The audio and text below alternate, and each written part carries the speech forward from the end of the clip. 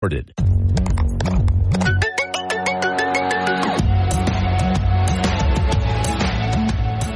to the Tech Ranch, where we explore the world of living with technology. Get ready to take a deep dive into the latest gadgets, apps, and innovations with your hosts, the guru of geek, Marlo Anderson, and his trusty co-host, Steve Bakken. Join us on this exciting journey, and don't forget to visit thetechranch.com for even more exclusive content. Now, without further ado, let's welcome Marlo and Steve to the Tech Ranch. Welcome, everybody. Hey, buddy. It's been a while. You and I are in studio. Okay, well, whenever we can figure out it's working today, because how's your internet working? Well, it's still kind of iffy, isn't it? Catchy. Good thing you're not flying this week. Yeah, for sure. Because you wouldn't be going to, it's like, okay, how do I rent a car? Oh, you only have electric left. I'm not good. If you're wondering what we're talking about, I'm guessing most people are not wondering what we're talking about. But, of course, Friday, the big internet, well, actually, I can't even call it internet outage. It was a tech outage across the world. Unbelievable. And it really, I think, kind of puts into perspective conspicuously how slated to happen right after the Republican convention. Well, all right, if you're early for conspiracy theory, yeah, probably. Okay, we'll get into those a little later. But it is interesting how just something as simple as a supposed,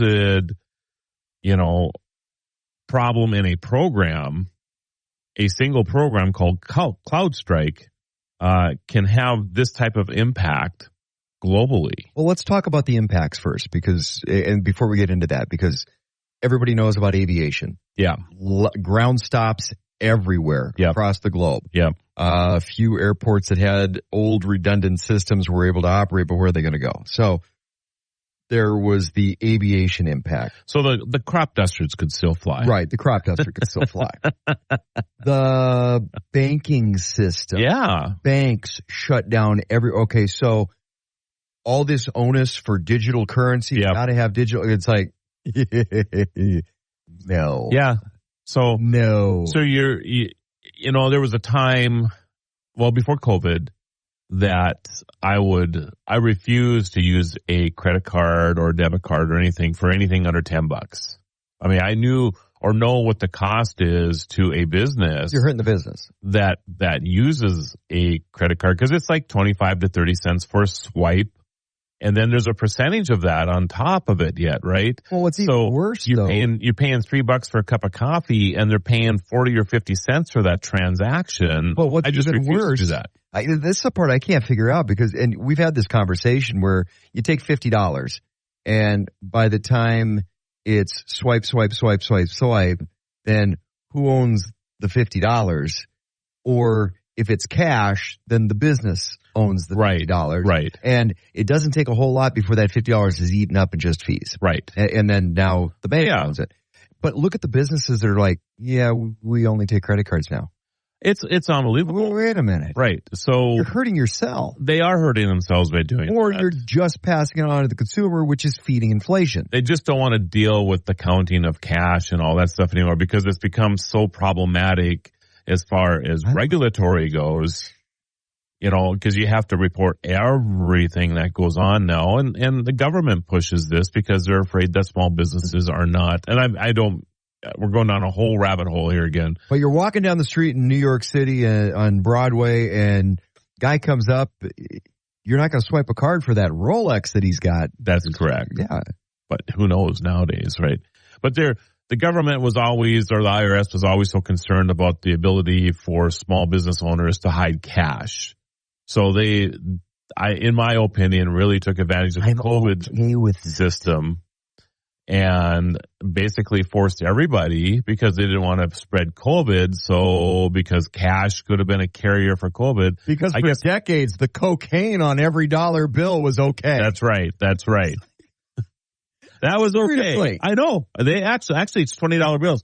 There was $20 bills and higher. I forget what it is. It's like 80 or 90% of all things, or all bills $20 and higher, have traces of cocaine on it. Yes. It's unbelievable. How many bills have that on there, right? And that's the good stuff that's on it. And I'm laughing about this because they're so afraid of passing. Money's dirty. Money's just dirty. But you're going to tell me that your debit card or your credit card isn't dirty too? Depends on where you're swiping it, Marlo. I guess you can wipe it off. I guess maybe I have cleaned mine on occasion. How often do you clean your phone? Well, probably more often than most because I know how grungy it is. Right, but how many people? How often do most people clean their probably. phone? It's the dirtiest thing on the planet. It's worse than a toilet. Yeah, I would imagine when the screen gets so dirty that you can't see through it anymore. It's kind of like your glasses. How often do you clean your glasses? Right, it's when they're dirty and you can't see through them well. But I actually have this habit now when I clean my glasses because I clean my glasses off and then I just clean my phone with the same wipe. Actually, that's a good habit. Yeah, because it's glass wipes work well on your phone, so it's a good habit to get into. Clean your glasses first, clean your phone. I have to go get some wipes, I guess. There you go. Okay, so the money side of stuff, other impacts. Yeah. Where do we start with this? We started Travel. with impacts. Travel, finance, 911 service. I think we should just back up a little bit. One of the things I had to deal with, though, quickly, medical systems. Oh, yeah. Like big hospital systems. Yep. And I had to deal with that because our emergency manager is a elected county official that's, I was in a lot of phone calls. Yeah. At least when that happened yesterday morning. How about your spam calls? Were those getting through? Those got through. That's interesting.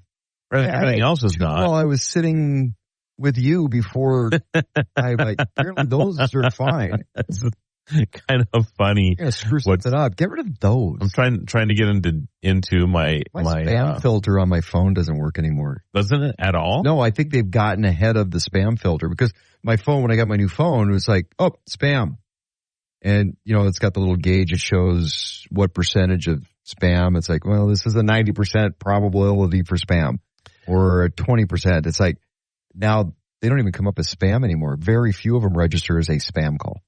If you've ever I know where it's from. So if you've ever wondered what it was like when two people that suffer from ADHD haven't seen each other for a while in front of microphones, this is what this is right now. Well, it's only one segment. We'll hand it back in. We don't have much choice, do we? I mean, we've covered 18 topics in the last 6 minutes.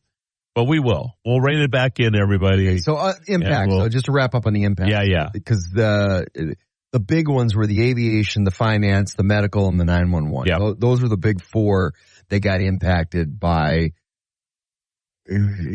software glitch is what it was. Well, yeah, it's so software upgrade. CrowdStrike software upgrade triggers outages for Microsoft users. That's it. It's all what they say. CrowdStrike ranks among leading global cybersecurity firms. So it's a cybersecurity software. I'm assuming that is designed to stop cybersecurity attacks, and the software itself that's designed to stop this thing from happening actually itself created it.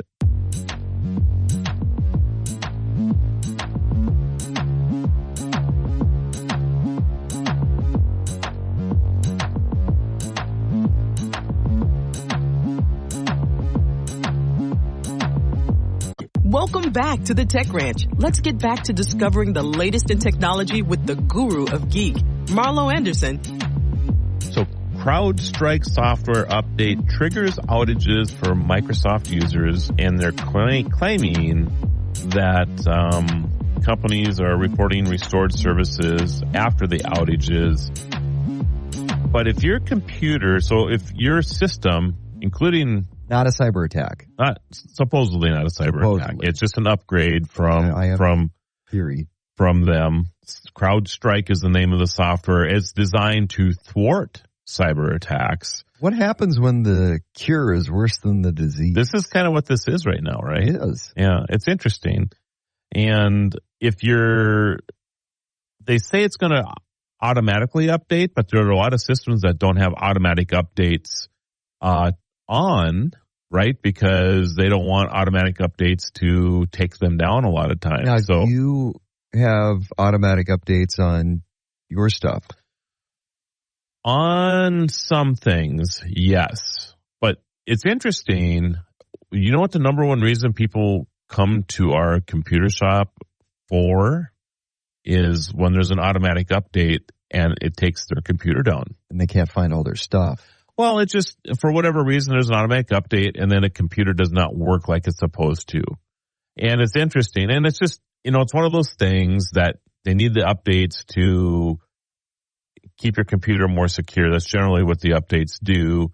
And, your computer is different than mine because you have different software than I do, even though the core could be exactly the same. You and I could have the exact same computer, but have different softwares. And for some reason or another, that upgrade isn't compatible with something that you installed. So then all of a sudden right. And a lot of the updates, it'll be the security software that will be the glitch in it. Yes. Because it's how things function with certain firewalls. Right. Yeah. All of it. Right. So then, you can go and roll it back or whatever. So, on some of my computers, I have it installed. On others, I have to go and manually do it. The ones that I have it manually done on are the ones that are more system that I need to have running. That if they were to go down, it would really cause havoc in my office or whatever, right? See, I have the programs set, most of them, for let me know and I'll do it myself. Yes. Because I want to know if there's a glitch afterwards right away. Right. So I can. So then you could say, I'll do it at 4:45 today. So if it does go down, it's not going to impact my work today. Right. Right. And I can work on it this evening or whatever. The computer itself on those, because they reboot every now and then. Yep.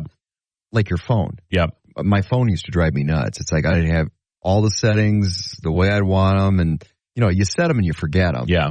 And then, hey, software update. And they were doing it a lot for a while. And why didn't my alarm go off? Why didn't this work? Why didn't that? What? I had an update. Right. I'm like, you're 2.5 hours late for work and nobody can call you because you have the update that happened. Yes. Your phone's not working. So you oversleep. You're now fired from your job. And you go in and say, my dog ate my homework. My phone didn't work. Yeah. Oh, yeah. You got sound effects in here now. That's the last thing that you should have discovered is the horn right next to you. That's funny. Because now, he's putting it off to the side. Look at you. Yeah, thank goodness. Where's the button? You got so much crap on this desk. It's gotten full.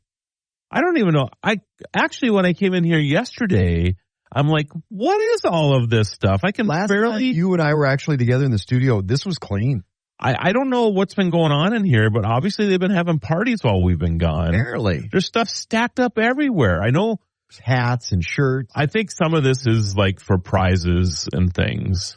We do other programs out of here, and I think there's some prizes for that. But, yeah. Anyway, and notice that we have new stuff for the studio walls, too. Yeah. Stacked up, ready to go, so it'll even be nicer in here. You have a new backdrop behind you. Still needs to be steamed. That.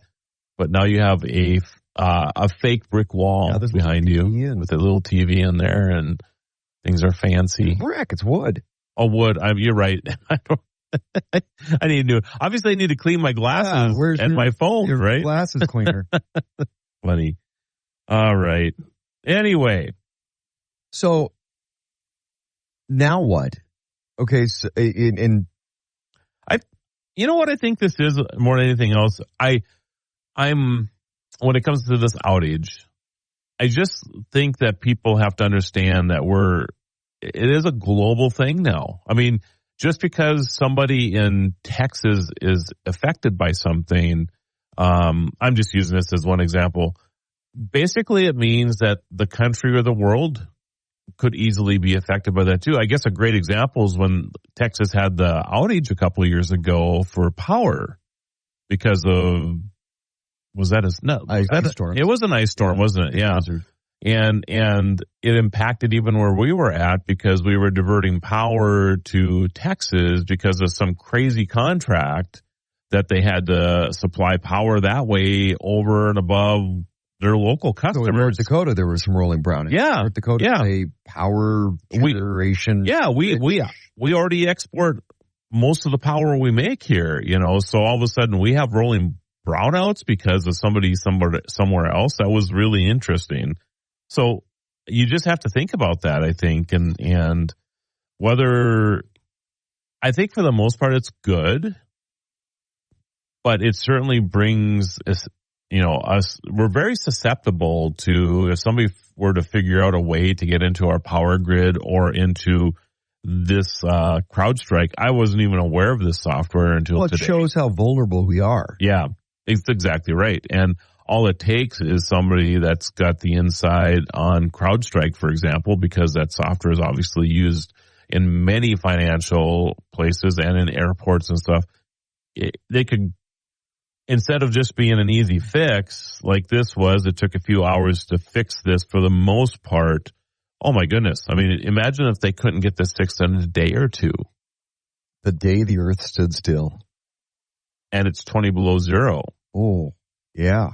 And now all of a sudden there's no electricity for not just a small part. The thing with storms is that generally it impacts just a little, I won't say a little area, but you have a blizzard going on. Yeah, it's regional, right? And you'll take some power down because of that.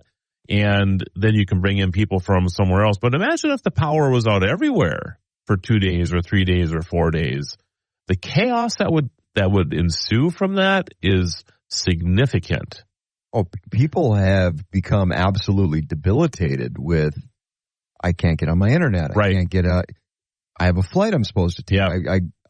You just gas pumps weren't working. You take it for granted that you can just run down and get food. Yeah.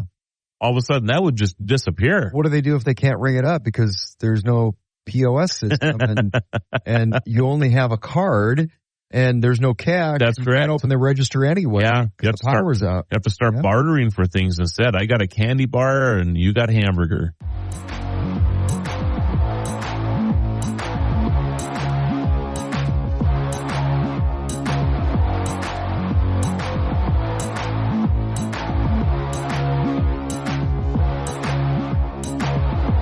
And we're back. Don't miss a minute of the Tech Ranch as we explore the cutting edge of tech with Marlo and Steve. For more exclusive content, visit thetechranch.com. Well, since we're just, being doom seekers here, we'll just keep on that on that thread here today. Conspiracy theories? Well, no, but this week AT&T notified millions of customers that their data was likely stolen in an April leak that the company disclosed earlier this month. This is 73 million customers had their data leaked. I have a question. Yes. We talk about cybersecurity. We should have John on again. Yeah. But we talk about cybersecurity all the time at a certain point because, AT&T, and everybody's got a cell phone. The vast majority have Verizon or AT&T. Yeah. Oh, AT&T had a big data breach, or this healthcare provider had a big data breach, or this pharmacy data breach. If you nickel and dime, just data breach. And when the secure places are losing your data, at some point, how secure is our data? I know. We're all vulnerable. They talk about the identity theft and that's on the rise. And at some point, can you just bank on the fact it's like, somebody's going to get my data at some point? I think you just have to assume that. And I think there's been so many data breaches now that you have to assume that your name, your address, your personal information, and your social security number are all out there. I mean, in this data breach, there's 73 million people, and AT&T says personal information such as social security numbers was released onto the dark web. So a couple things I think have to change.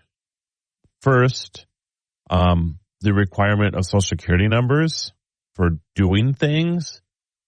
Do they really need that information? Does AT&T need your social security number to give you a phone? I don't know. I'm just asking. I know they want to run a credit check on you, and the way they can run a credit check is by your social security number. Maybe we need a new system for identification, other than our social security numbers, because that has ramifications way into our retirement. I mean, if our social security number is breached, What does that mean? You hear about people who have their tax refunds intercepted. I mean, they're so brazen that they will actually steal somebody's tax rebate, knowing that it's coming from the IRS. I mean, what government entity do you not want to get mad at you? Caught. Yeah. That just amazes me that if somebody stole your tax refund, that you and you're found out that you're the one that stole the tax refund, you got to deal with the IRS. They're obviously not afraid of this. So where does this stop? I don't think it's going to. I don't think it's going to. I agree with that. So I don't know what the right answer to this is, but I think you just have to assume that your stuff is out there. I mean, 73 million people, and there's so many others that have been breached that don't even talk about it, right? So do you do things like should you get a title lock on your house? Because you can just assume that somebody's got your information out there and that at some time you might be, somebody's going to come after your house, or that they're going to steal your identity. So you better make sure that you have your credit card stuff locked down, or your credit score, whatever that's called, so that no other, it's a lock too. Credit lock, I think it's called. Yeah, LifeLock. Well, LifeLock is different, I think. But you can go in to Trans Union. Thank you. You're welcome. Yes. They're the 3 credit reporting agencies. You can go in there and you can say, I don't want any other transactions done on my credit without my approval. So you can lock them down. You can just say no more. I don't think it doesn't even cost anything. Most of your credit cards actually offer this service. And then you can just stop it. So if somebody were to try to buy a house or anything else, it would be stopped right there. The downside to it, it's not convenient, because then if you personally go and buy a car, for example, then you have to unlock everything just to buy that car or that house or get a new credit card or whatever it is. But my credit cards will just tell me, it's like, okay, something, and this is where I know that AI is involved when it comes to the financial institutions, because they figure out your patterns and hey, you stop at this gas station every morning and get a cup of coffee, or you fill your tank at XYZ, right? Or they know your patterns, and if you make a payment or a purchase that's out of the norm, or it used to be just like, oh, are you traveling? Because you used to have to contact your bank and let them know you were traveling. Yes, so they didn't lock down your credit card. And now it's like, I'll get a text message like, hey, do not respond to this because we do not contact you, but blah, blah, blah, blah, blah. Do you approve this? Yeah. Okay. And my account's locked down until I respond. Right. I'm like, oh, wow, okay. But I kind of like that. I do. Yeah. I'm fine with that. Yeah, I am fine with that too. But my concern though is like an identity theft or title theft or whatever, is that people are actually opening new accounts with your stuff. Right. That you don't even know what's going on. And then you find out, 6 months later when you go buy a house or you go buy a car and your credit score is 472 because you haven't been making payments on a loan or a credit card or whatever, and you didn't even know it existed because somebody stole this or did this thing to you. And nowadays with monitoring, maybe you would know quicker that your credit score has gone down quickly or something, but it's tough to come back from that quickly. So if you need to get that car and your credit score has been diminished, you just can't say, hey, that wasn't me, and then they fix it right away. This takes months, if not years, to get fixed. So this is the challenges that I think we really face when there's so much of this going on right now. You mentioned a new system, and I'm leery of this, but, the ESG score, which is, the social credit score, because China is completely down that road. Yep. And when something fails, then you get the opportunity to push to a new system. But what if that new system is not in your best interest? But hey, this is what we have to do, and you're going to Yeah. You're going to like it no matter what. Yeah. I think, though, that we kind of have this already if we just used it. My driver's license number is not the same as what it used to be the social security North Dakota used to be your social security number, which was dumb. And now they have this, new number that we utilize. I think something like that would make a lot more sense than using our social security number. Random generated, this is your blah, blah, blah number. Yeah. Actually, that's an interesting idea. We'll talk about that next.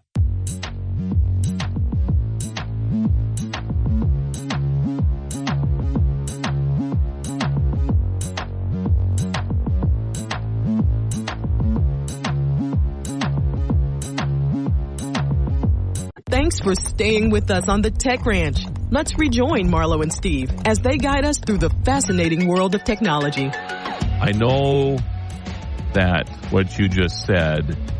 What did I say? Well, okay.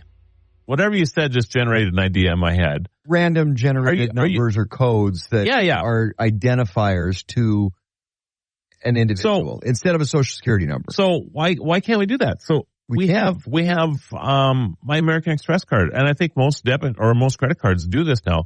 You can create a virtual number. You go buy something, and instead of it giving, if it's saved in your system, instead of giving it your real American Express number, American Express generates a one-time only use credit card number. Here you go. Use it. I'm sorry, you can't use it anymore. That's it. Why couldn't we do that with our social security numbers? Where we have a social security number, but when we need to use it for like AT&T to verify who we are, we can give them a virtual generated number that allows them to check what they need to do to verify that we are who we are. And when it's done, nobody else, even if it was stolen, it wouldn't make any difference. From a security perspective, that makes all the sense in the world. This would be amazing. You trust the government to operate? No, not at all. But maybe you trust the IRS to not screw that up. But this could be a TransUnion or any of the three credit card or the credit reporting agencies. This could be something that they could offer. And then it would just randomize a number. That would be a one-use only thing. One and done. And then if they're stolen, we don't have to worry about it. This would take care of this right now. That would be the way to do it. Another free idea we just passed. There you go. So credit reporting agencies, you're welcome. Just can you give us 0.1% of any money you make on this? Steve and I really don't make a lot of money. No, so we would pass out great ideas all the time. All the time. I know people who make more money off the ideas I've given them than what I make myself. I bet you have the same scenario that goes on. Just pay me a little bit, just a little bit. Time. National Day calendar is a great example of this. Oh my goodness, I cannot get over. I was talking to a firm the other day, and they're like, it's amazing how many dollars in sales we generate because of national days. And I'm just like, you're welcome. Can you just share some of the wealth? Just a little bit, Buy a donut? Maybe, yeah. At least. Send me a box of donuts on donut day. I don't ask for a lot. Oh my goodness. It's simple, man. Yeah. Simple meat.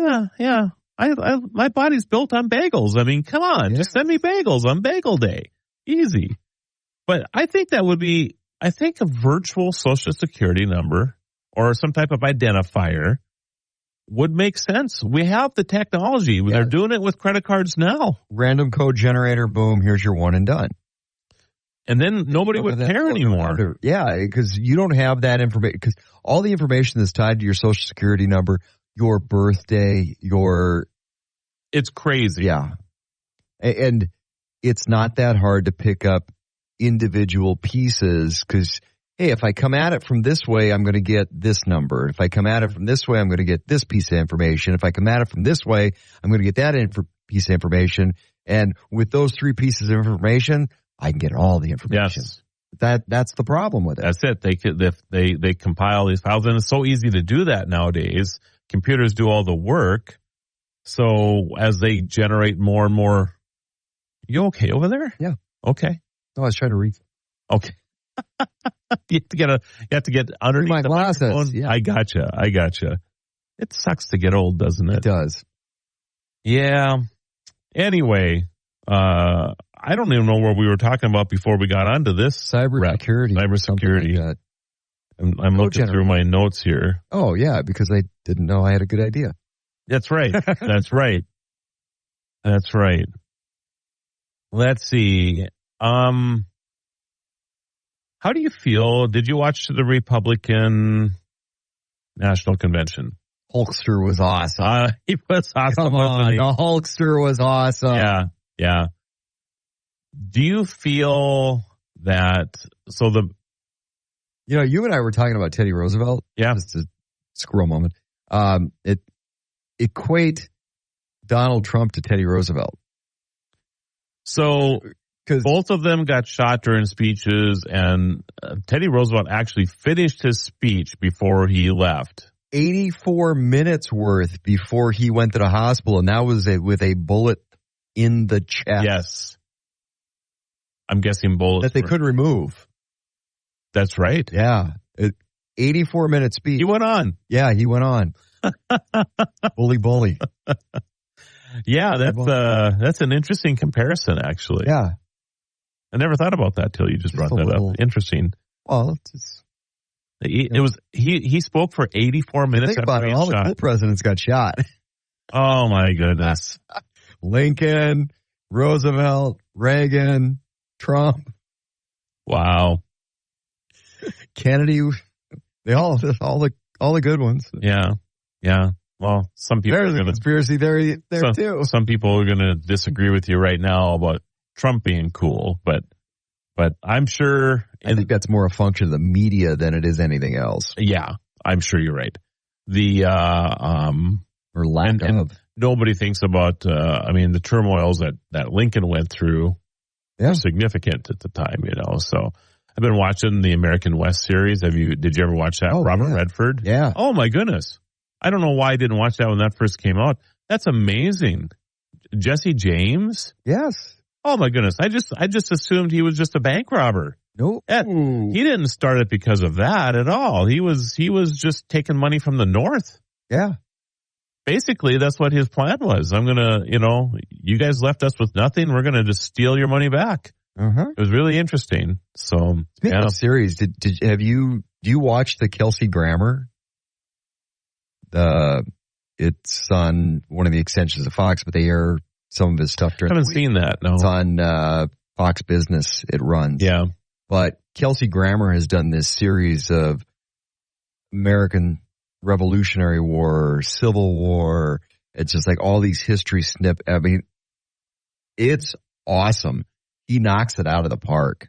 So to check that out too. Like it's as good as the Robert Redford stuff was then and carries on today. The Kelsey Grammer stuff will carry well beyond its years. I do like the Robert Redford, the reenactment part of the storytelling is fantastic. And the Kelsey Grammer series has the reenactment type of thing too. It just really adds so much to documentaries other than just having the photographs and whatever, So anyway, we'll get into the next segment. We'll talk a little bit about the potential to get away from the EV mandate that's been forced on us. And that's kind of where I want to go with you, Steve.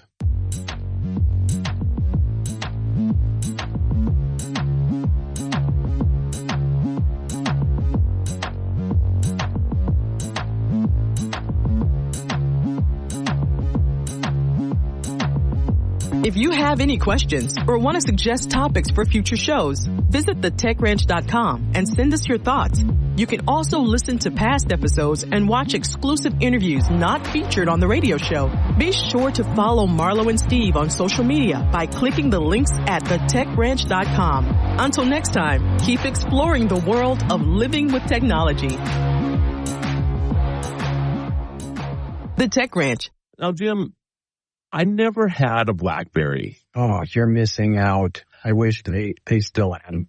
So for the listening audience that has no idea what I'm even talking about, why don't you explain to everybody what a BlackBerry was? Oh, it's a fruit that I dearly love, but they're very expensive. No, it's the precursor to the modern day cell phones. The screen on it was relatively small. It was like a PDA, right? Isn't that what, like a personal something? Yeah. I forget what PDA was, but go ahead. But it was between PDA and what cell phones are now. Okay.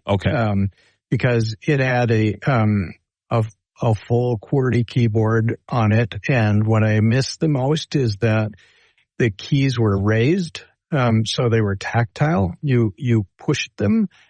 You push on your phone, but they actually had a feel to them. And what I didn't like was how small the screen was, because it was almost the size of the screen of a flip phone. But even though a BlackBerry was, it didn't fold or anything like that. But it was good for emailing, good for texting, good for phone calls.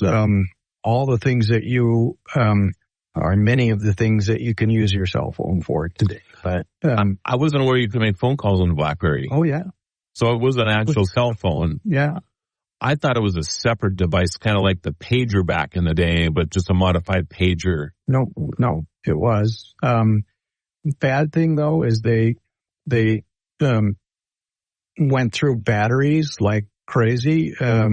So at least I always had a spare battery on me, because you could change it out and then be charging your other battery at the time because of how fast they would burn them out, especially when you were in an area where cell coverage was not that great, because the BlackBerry was always searching for a signal, and that searching was just churning through. I see. The battery consumption. Was it easy to pop a battery in and out of these things? Yeah, it was just you just slid off the back, and the back itself was encased the battery, and so you plugged that in and you slid a new battery pack on, and it became the back of the BlackBerry. Was it an expensive device? It was no real difference than the other devices that were available at the time. No difference than a regular cell phone type of thing? No, not really. Okay. It's just, it was just what people chose, whether they wanted to go with a BlackBerry or what. And I think you'll remember, when, then President Obama came into office, he did not want to give up his BlackBerry. He did. But that was the time, that was about the time when we started to see smart devices really emerge, flat screens and whatever. So yeah. Yeah. And there were security vulnerabilities with that, back then too. Yep. So you miss it? You wish you had it back? Oh, I love the tactile QWERTY keyboard. I miss that. Yeah, and I would imagine it'd be fun to have that come back somehow or another, right? Yeah, for sure. Supertalk 1270.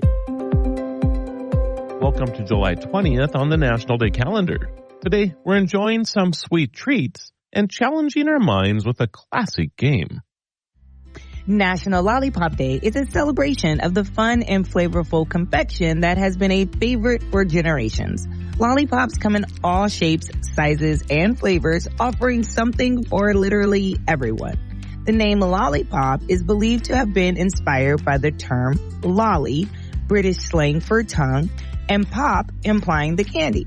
Whether you prefer fruity flavors or something a little more exotic, today is the perfect day to enjoy a lollipop. Are you a lollipop fan? I am. Every time I think of a lollipop, I think of the commercial that used to be like lolly with their like mouths. Lollipop, yeah. Oh, lolly. And then they, yeah. I can't do it. Uh-huh. Bum. Oh, that's a song, actually. I love that. Yeah, I hear Chris playing it in the background now.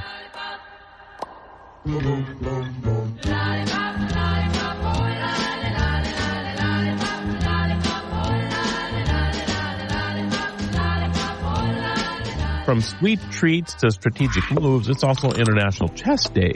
Chess is a game of strategy and skill that has been played for centuries, with origins tracing back to India in the 6th century. The longest chess game officially recorded lasted for 269 moves and ended in a draw. Chess is not only a test of intellect, but also a way to bring people together across cultures and generations. Whether you're a grandmaster or just starting out, today is the perfect day to play a game of chess. So my 10-year-old just taught me how to play chess, and I love the game. Did she kick your butt? She did. She kicked my butt the first game. I felt like she was cheating, so I had to look up some rules. So I had to look up the rules online. What do you mean the horse can jump over other pieces? That's not in the rules. She's been in the chess club for the past 3 years, and so I knew she knew what she was talking about, but I felt like she was trying to get over on me. But it's a good game. I love it. I'm LaToya Johnson. I'm Marlo Anderson. Thank you for joining us on our journey to celebrate every day. And join us for all our adventures on Destination Celebration Show on Instagram and Facebook. Until next time, keep celebrating. Supertalk 1270. Talk of the town. Local, interesting. A lot of things going on with flood insurance in the Bismarck, Mandan area, and some things you need to know concerning the Missouri River, and some changes that have taken place. And, well, are you even going to be able to get flood insurance? Community events. Home Builders Association Parade of Homes going on. Started yesterday. We'll get the update on that as well this weekend on Supertalk 1270. Community organizations. FC Bakken along with Sarah Kelsch from the Bismarck Cancer Center. I want to talk about the mission and where the mission has gone for those that are served that are dealing with the cancer fight. What's going on in our community? That's Talk of the Town on Supertalk 1270. If you missed the show, check out the podcast on demand on the Supertalk 1270 mobile app. Talk of the Town thanks our sponsors: Big Boy, Dakota Pharmacy, Benchmark Mortgage, Trademark Realty, Silver Ranch, and Runnings. Talk of the Town with Steve Bakken, Monday through Friday, 9 to 11 on Supertalk 1270 and the free Supertalk 1270 mobile app. Water getting inside your home? Driveway cracking? Your deck need cleaning or sealing? Hey, Gary Sullivan here from At Home with Gary Sullivan. I can help you with those home improvement projects each weekend right here. In fact, we'll take your calls about your home issues and give you solutions. We'll tell you how to fix it, what to use, and where to get it. We'll also have expert guests to help you with your projects. Hope you can join us this weekend right here on At Home with Gary Sullivan. Saturday mornings at 8 and Sunday evenings at 7 on Supertalk 1270.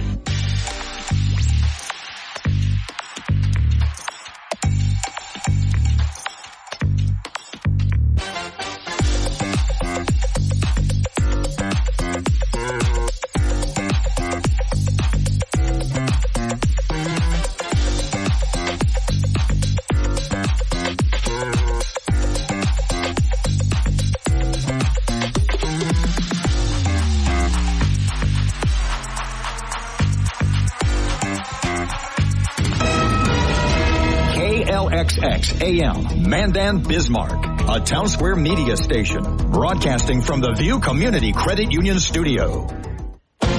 ABC News, I'm Michelle Franzen. Top Biden campaign officials working to boost morale amid growing calls for President Biden to step aside as the nominee. He's recovering from COVID in Delaware, but says he'll campaign again next week. ABC's Selena Wang is in Rehoboth Beach. President Biden remains defiant even as Democratic leadership support crumbles. The president is still recovering from COVID here in Rehoboth Beach, Delaware, but already announcing that he's getting back on the campaign trail next week. This as now more than 36 Democratic lawmakers are now publicly calling for President Biden to drop out of the race. Donald Trump in Michigan later today holding his first joint rally with his VP pick, J.D. Vance. Israel's military says it's carried out strikes targeting Houthi rebel operations in Yemen. That after the Iranian-backed militant group claimed responsibility for this week's deadly drone attack in Tel Aviv. And security ramping up for the Paris Olympics due to global conflicts. The Summer Games begin in 1 week. This is ABC News. Bangladesh has deployed its army all to help curb student protests following a deadly week of clashes. Communication services had already been suspended, and now Bangladesh's army has been deployed to patrol the streets of the country's capital, setting up roadblocks during a curfew meant to calm student protests and the violence that has ensued. At least 110 people were killed this week, thousands injured. The demonstrations broke out against controversial quotas for government jobs, stipulating, for instance, that 30% of jobs should go to the families of those who fought for independence from Pakistan. Inez de la Cuetera, ABC News. At the foreign desk. In Montana, a 72-year-old man shot and killed a grizzly bear after it attacked him during a surprise encounter as that man was picking huckleberries. Park officials say it happened on the Flathead National Forest and say the female bear charged him and the man fired his handgun after a struggle. The 72-year-old also sustained serious injuries and is hospitalized. I'm Michelle Franzen, ABC News. Texting enrolls you in a recurring automated marketing text messages. Consent not required to purchase. Message and data rates may apply. The team's looking good this season. I think so. Man, I miss playing football. Being young with unlimited energy to burn. Ever since I turned 40, I just can't find that fire I used to have. Think it could be lower testosterone? What do you mean? All guys lose their edge when they turn 40. The body has less testosterone. That's why I take Nugenix Total T. I've heard about Nugenix. That really works? Since I started taking Nugenix, I'm lifting like when we played for Coach Carter. I feel more energized at work. It's even spiced up things between me and the missus. Are they still giving out complimentary bottles for people to try? Yep, send a text. It's that easy. Text RIP to 42424 right now for your complimentary bottle of Nugenix Total T. It's the #1 selling testosterone boosting brand at GNC and Walmart. Do it now and they'll also send you a bottle of Nugenix Thermo X, their newest, most powerful fat burner ever, absolutely free. Text RIP to 42424. That's RIP to 42424. These statements have not been evaluated by the FDA. This product is not intended to diagnose, treat, cure, or prevent. Supertalk 1270, Bismarck area weather. With your forecast, I'm Corey Hartman. For today, mostly sunny, highs near 86. An afternoon shower or storm is possible. For tonight, partly cloudy, 63. Slight chance of a storm on your Sunday with a high near 84. 62 and clearing Sunday night. Monday, chance of storms and a high of 86. Grandpa's barbecue sauce is made from an original family recipe, and you can get it at grandpa'sbbqshop.com. Right now, it's 84. From ABC Sports, I'm Joey Waller. Right now, they open in rainy Troon, Scotland. The co-leaders, 29-year-old Englishman Daniel Brown, making his major championship debut, and Billy Horschel, both 5 under through 14. Xander Schauffele, along with Justin Rose and Shane Lowry, are 1 shot back. And Se-Woo Kim, with a hole-in-one of the par 3 17th today, 238 yards, the longest ace in Open history. My caddy told me, you better hit hard with the 3-iron, so I did, and as soon as I contact good, so I see the ball over the fringe, so that must be maybe inside 20 feet, and I just take it off the ground and then just back to the bag. So, and people yelling at me like I didn't realize the ball goes in. He knows now. Meanwhile, WNBA All-Star Weekend in Phoenix last night. Atlanta's Alicia Gray, first winner ever in both the skills and three-point shooting competition, surviving New York's Jonquel Jones in the latter. I knew JJ, she was a great shooter, so she had me nervous towards the end, not gonna lie. But, overall, it was a fatigue thing, too. I got tired, I ain't gonna lie. I'm sure. Meanwhile, Dodgers beat the Red Sox last night thanks to Freddie Freeman's grand slam. Boston manager Joey Cora walking Will Smith and pitching to Freeman. LA skipper Dave Roberts reacting. From the other dugout, it's a no-win situation. Pick your poison, and that's a tough one. So it started because of Vargy getting on base and Shohei's double right there, which kind of put the onus on the manager, AC, to make a decision. American League right now, top 4 Rays 4 Yankees, nothing. Alex Jackson a 3-run homer. National League, game 1 of a day-nighter, bottom 3, Cardinals and Braves scoreless. Joey Waller, ABC Sports. Summer is heating up, just like the deals at Omaha Steaks. From perfectly aged steaks to juicy burgers, Omaha Steaks is your summer grilling headquarters. Shop the Hotter Than Fire sale at omahasteaks.com for exclusive, unconditional money-back guaranteed packages starting at $99. Plus, get an extra $10 off with promo code QUALITY at checkout. Visit omahasteaks.com, code QUALITY for an extra $10 off. Shop the Hotter Than Fire sale today, before these deals go up in smoke. Omaha Steaks, America's original. Offer not valid in all states or where prohibited by law. Loans are subject to lender approval. See website for details. Honey, the credit card bill came, and we're maxed out. Maxed out cards, rent is due. We just need some extra cash to help us get by. Maybe we should go to 27cash.com. With our bad credit? 27cash.com is one of the largest personal loan networks. They can help people with any type of credit get up to $5,000, and cash can hit our bank account as soon as tomorrow. When you need extra cash, go to 27cash.com. That's 27cash.com. 27cash.com. TechRanch.com. Talk of the Town with Steve Bakken. Weekday mornings starting at 9 on Super Talk 1270 and the free Super Talk 1270 mobile app. Portions of the following program are pre-recorded.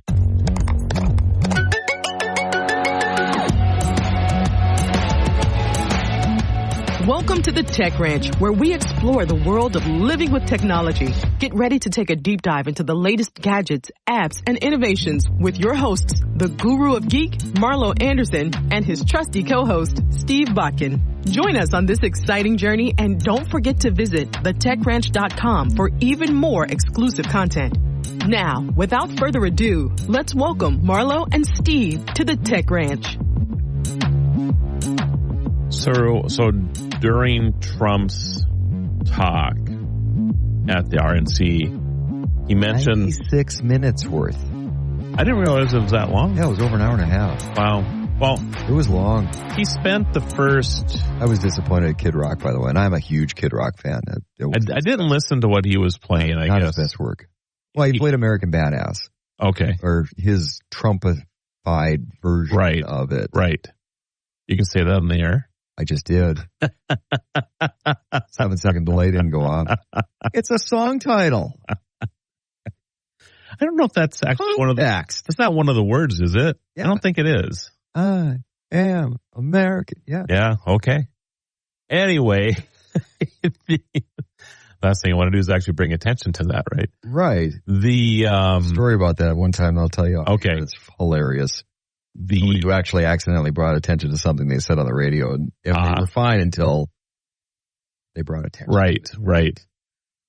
I think he talked about the shooting for the first 20 or 25 minutes or so, though, because he said if I remember him right, he said he's just going to talk about it once because it's too painful to remember, and he just was going to. And it was an interesting story about his, getting shot and his memorial to the people who had fallen and all that stuff. So it was very moving. But anyway, after that, he talked a little bit about that as, if he's elected president, that he will on day one remove the EV mandates that this country has. And then he talked about somewhere in the Midwest, and I need to follow up and find out where this was, but they spent $9 billion on 8 charging stations. $9 billion. And he said, and 3 of them don't work. Where was this? I don't know. I don't know either. So that's really interesting. I wonder. I caught my ear too, and I was like, I don't know where that was. Well, they passed this law that they were, part of the whatever to revitalize America. I forget the name of the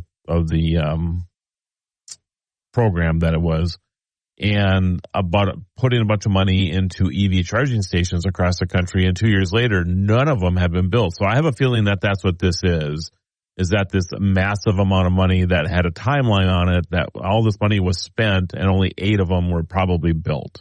That's what I'm guessing this is. So, but with that said, the challenges that it's put on the automotive industry, it's crippling. It's crippling them. And the mandates is crippling them. Climate change, I'm not going to get into this too much because I know how people feel. I wish people would get educated on climate change, because once you're educated about it and not just listen to all the media bits about it, you will understand that at least the CO2 side of climate change isn't that significant. No, and if you want to talk about legitimate climate change, which I call weather, and we're actually going through a cycle, because you remember when the Earth was warmer, way before it was warmed up by not cows but dinosaur farts. You got to remember where we live in North Dakota, prehistoric lakes. Yeah, where we sit right now, we were under a lake. Yeah, prehistoric lake. That's why we have oil in western North Dakota. It's prehistoric lakes and all that. Climate always changes. Yes. So if you're going to talk about what the conversation should legitimately be, if you're going to talk, and I air quotes here, climate change, it should be about greenhouse gases. Yes. So if you're going to talk about greenhouse gases and how they play in to affecting the climate, then it's not CO2. It's methane and a few others, but it's methane, not CO2. Interesting. So the media has failed because I just leave it. The media has failed. But if you're going to have a legitimate conversation, it's not about climate change. It's about affecting the climate. And what is affecting the climate? If you talk about greenhouse gases, because that's one thing that affects the climate. So you're going to talk about greenhouse gases and how they have impact. Well, then which gases is it? It's not CO2. So then what? Yep. It's like, but it's just, you're right. People need to be educated. They need to be educated. And the only way you do that is educate yourself. You don't flip on the news or the mainstream media, Fox, CNN, MSNBC, NBC, CBS, ABC, none of them. They're all wrong. Well, this is what's interesting about this, that the policymakers themselves don't even understand it. And this is what I wanted to get to. You know what the funny part is? And this popped into my head the other day because Armageddon was on. Remember the scene when and the general's like, well, why don't we just blow it up? You know, the big meteor that's coming in. It's like, blow it up. But the president's advisor is like, and the head of NASA is like, do you really introduces his scientist who explains to the general that you think it's a good idea the president's taking somebody's advice that got a C- in astrophysics because he's wrong. But that's it. Yeah. That's it. I was like, NASA's got the smartest guy on the planet right there with legitimate facts and information, and the advisor was a C- student. Right. The big picture, that's what it comes down to. This reporter was visiting with our... See, sci-fi movies. Always comes true, right?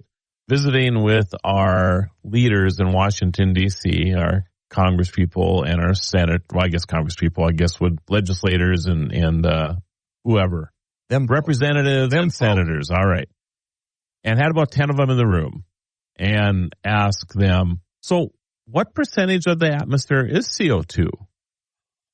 And I saw that. And one of them goes, well, I suppose like 5%. Another one goes, well, 8%. And the other one goes, well, it's got to be like 12%. It's in the news all the time. So the number must be crazy high. And they went down the line. Nobody was even remotely close. When they found out it was 400 parts per million. 0.04. 004. Or 004. Yeah. Yeah. I think it's 004, right? Yeah. 004. So it's crazy how, and we measure this in millions, 400 parts per million. And we've had an increase of about, it ranges anywhere from 410 parts per million to 430, depending on the time of year that we are. In the summertime, of course, there's less because what? Trees and grass consume it.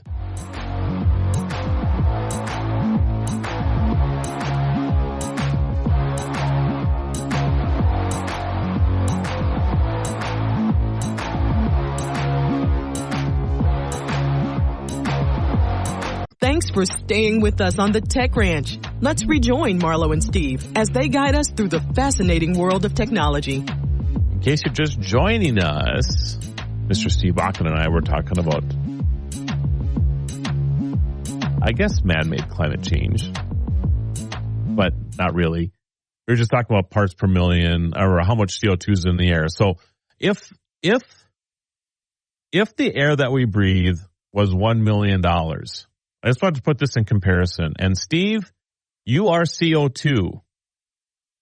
All right. So all the air is $1 million. Steve, you're CO2. Do I need to get down on the ground because it's heavier than air and stays? Sure, that'd be okay.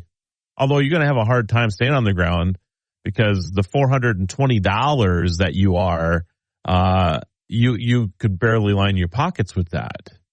So that's how little CO2 is in there. And I'm not saying that's not a significant number, because obviously plants need this. They need that 420 parts per million to survive. If you've looked outside this time of year and noticed that your yard is green and the trees are growing and your radishes are ready to eat. Actually, they were ready to eat a little while ago already. Really? Do you like radishes? No. Oh, I love my radishes. grandmother did. Yeah. Gave her gas. Oh, sorry. My Meemaw or whatever JD Vance called his grandmother. That is way more information than I needed to know today. Anyway, but all those fruit and vegetables that you're growing and all that other stuff need the CO2. They need the 0.04 CO2. Yeah, they need that. They need that. And actually, it fluctuates a little bit, but if you drop below 0.03, plants stop. Well, and we die then too. Yeah, that's the thing about it. And if we're really that serious about taking care of the CO2 issue that we have going on, I have the best answer in the world, and I'm not sure why this is never talked about, but I don't know about you, Steve, but North Dakota, we could use a lot more trees around here. And there's plenty of places that would love to have trees, from North Dakota to Texas and everywhere else in the world. More trees. I'm just saying. Actually, do you know? Where's the swear jar? I said my famous not words. Just saying. I'm not supposed to say that. Somebody probably took it on a cruise because there was enough in there. There was enough money in there to pay for the cruise. I have slowed down on that, obviously. What you do, cruise across the Missouri, but I'm curious. We're spending, hundreds of billions, if not trillions of dollars trying to figure out ways to sequester CO2 and all this other stuff. How many trees would $10 billion buy? Ooh, that's a lot. I'm just asking. Well, even more so than trees. What's the cost to plant natural prairie grass? Sure. Which is a bigger CO2 sink. That is true. Trees. That is true. The downside to like prairie grasses and stuff is they die off and then they emit the CO2 back into the air. So it's not a great sequester. Cycle of life. That is true. And what's interesting about this is that we have taken so much farmland out of production. A lot of it just sits kind of barren and not producing anything. If you just returned it to native grasses and things like this, right? You probably know more about this than I, but for sure, I think that a program designed to actually plant more plants and trees and all that stuff would be significant in the reduction of CO2. Well, and cost a lot less money. For different reasons, there were programs like in our state and Midwest states, prairie states, not dissimilar from the CRP program, putting unused land back into native grasslands, but planting shelter belts. Yeah. That was for stopping wind and preventing erosion. Right. But we could go back to things like that. Question I've got is, why do they plant trees that only live for a little tiny period of time? Because all the shelter belts are dying, and there's not a program to replant the shelter belts now. So those should come back. They should come back. Just come back, replant those, use the wood that sequestered the CO2 for building something or whatever, because as long as it's not being burned or decaying someplace, then it's still holding the CO2 in that. And the thing is that CO2 is kind of the circle of life. It truly is. Okay. What's the C in CO2? Carbon. What are you primarily made of? I am a carbon-based human being. Yes. Carbon. Carbon is the foundation of everything organic. Doesn't matter what it is. Yeah.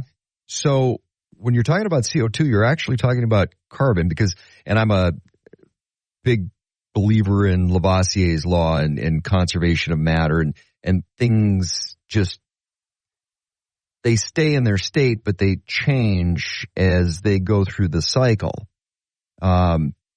So it's just part of the natural cycle. You know, ironically, if you, I don't want to get political here, but if the green agenda got their way and sequestered and stopped and prevented every bit of CO2, I mean, corking up volcanoes and stopping CO2 from naturally occurring in the oceans, if they could stop it all, because that's what the agenda is, we all die. Yeah. So the green agenda would destroy the planet. Until we're all gone and God gets to start over. Because Mother Nature will take care of itself. Things work best in equilibrium. There's balance. And when something causes something to get out of balance, it's eliminated from the system so that the system can reboot, and now you've got a healthy system again. Well, like I always say, with things. When there's a forest fire 3,000 miles away from where I live, and I can't see across the street because of the smoke caused by it, then we have so little impact on what's going on. Mother Nature.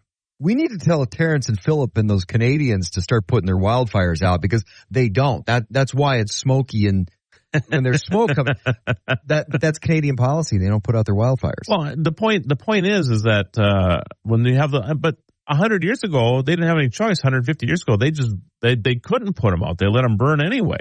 But now we do have the power to maybe put some of them out if we need to. There's a natural cycle. Of course there is. How forests regenerate. That's correct. Many of the seeds that are dropped by trees and whatever else only grow after they've been through a forest fire. So it is the regenerative process even in that ecosystem that's going on. But again, too much causes, what are we having? Smoke.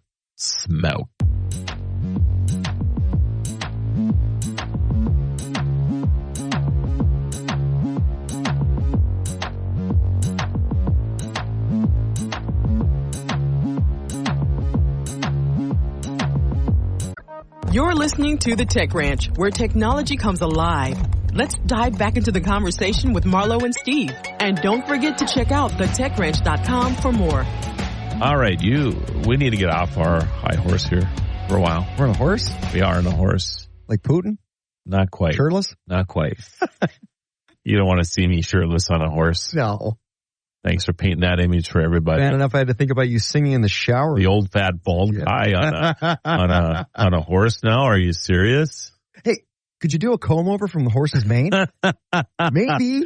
Oh, all I need is the wind to blow from the left to the right for me, so my hair will stay okay.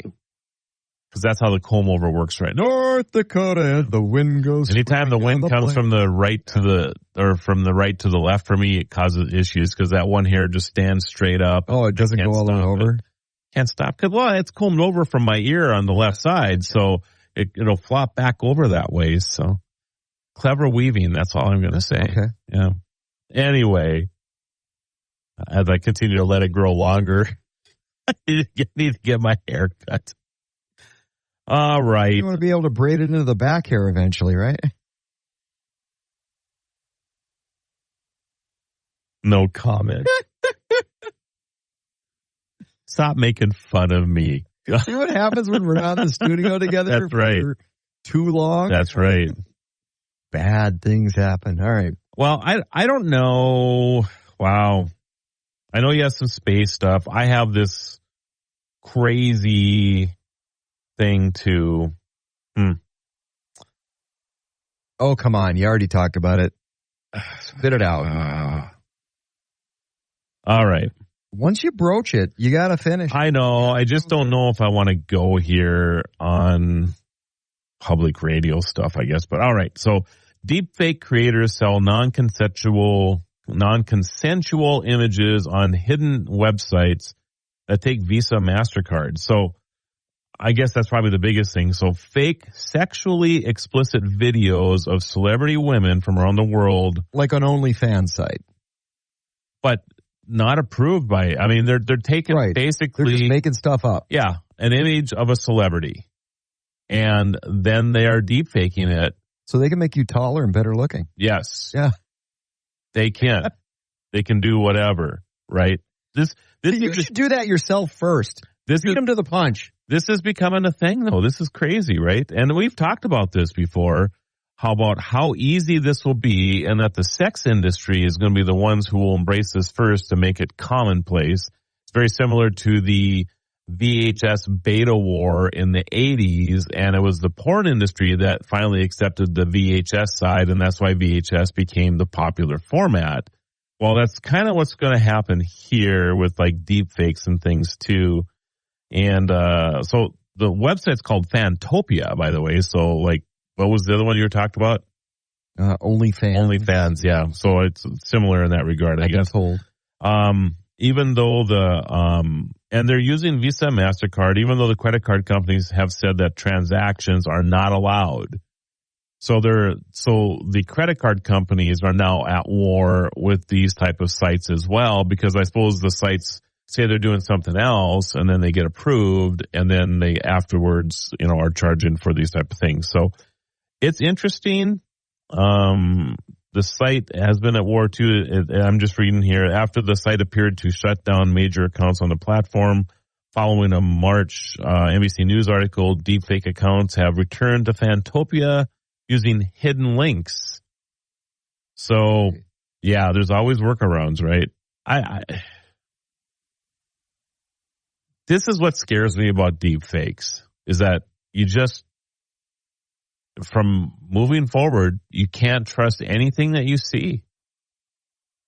Which is, I think, why even the Trump assassination attempt, a lot of people right away were claiming it was fake. People on both sides didn't know if they really believed it or not. People stood in the crowd for a long time. I think the people that were there maybe stood there because of a different reason, but people who were watching it, and it's interesting. I mean, I've watched a lot of stuff on TikTok about it, and surprising how many people thought it was fake. I'm not exaggerating when I say this. A lot of people thought it was staged. A lot of people thought it was staged as well, which is just a whole nother thing. But a lot of people thought it was fake, so it was a deep fake, which I think is interesting in the fact that a lot of people understand that they really can't trust something that they see on a screen anymore. However, it's also really concerning to me that people can't trust what they see anymore. So something could truly be happening, and you're like, oh, it's just another fake. It's like Crying Wolf. Oh yeah, they're having another bombing over there. Oh, that's just fake. Nothing's going on because I've seen this 18 times already this week. And so. There's a certain vein of that though. I mean, think how far back you go to, the moon landings were staged. Yeah. It's true. Yeah. Oh, there's a set in Hollywood somewhere that, they did all the moon landings there. It's like, but there's always going to be that little vein of, well, I don't even know if I want to call it conspiracy theory. It would just doubt.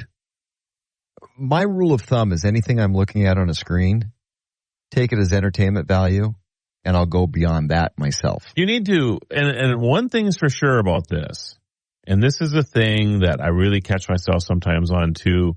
Like last night, I seen, actually it wasn't last night, it was a couple nights ago now.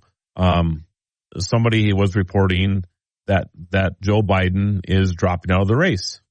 Well, that may or may not be happening, but it was being reported as a true fact. And I immediately told my wife, hey, Joe's dropping out of the race. Oh, you were guilty of that? I actually got sucked into it myself because there's been so much talk about it. I just assumed that they made it look like it was real. I mean, it was just like it had one of the major news icons in the background and all this stuff. I'm like, oh, this is a live thing that's being beamed across TikTok right now. And then I dug into it a little bit more, and realized that I should not have said that because that is not the case. It was part of the rumor at that time. It was not substantiated. Yes, that's correct. So a person really needs to, before you share something on a social media platform or you see something that then you want to share on a social media platform, you better make darn sure that what you're about ready to post is actually true. Because the problem is that you yourself lose credibility if you start posting stuff out there and then you do this 2 or 3 times and then people find out later on that these things are not true and it was you that they found out the information from. So make sure you check. I know, you better not be doing that, you not credible person.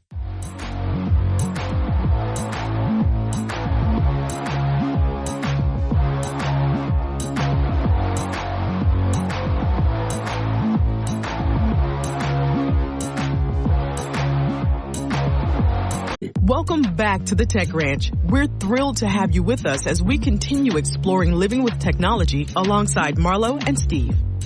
So we're talking about deepfakes, and I suppose maybe some people don't know what they are, so I'll explain it real quick, and then I know, Steve, you have some comments too. So deepfakes there's software out there now that has the ability, and I'm sure many of you have seen this, where they can take like your face.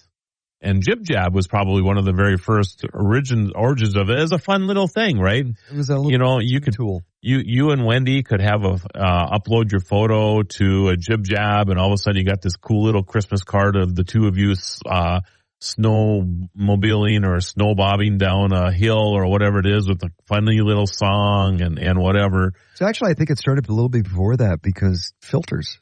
Well, yeah, I mean, you were able to put filters in, right? And then Jib Jab took it that next notch up. That's where it really blew up. Yep. But now it's gotten so good that you can drop a face in some place and a voice, and you could say, "Hi there." Yeah, I mean, Tom, yeah, Cruise. Cruise. Thank you. Okay. Oh my goodness, Jerry. Tom Cruise probably like. Did you have Tom and Jerry? Yeah. Obviously need to have a Tom and Jerry. Tom Cruise is probably the most deep faked celebrity out there. I mean, it's amazing. There's actually accounts like on TikTok and Instagram, and they just state right up that they are just faking him, but they'll walk up to people and do something. And then after they're done with their deep fake, it looks like Tom Cruise had participated in a conversation with these people. So it's really interesting. And you can, I don't know how you even tell the difference without some type of computer scenario, some type of computer program that can actually say, all right, this is Tom Cruise and this was a deep fake. So that's how good it is. The challenge with it, of course, is that if you have anybody of any significance, pick on a president, pick on anybody of power, and you could have a president state that we're going to war, for example, or the stock market has crashed, or vice versa, and put the whole country in a panic. There is that window of opportunity between the time that it was released to the time that it's discovered it's a fake.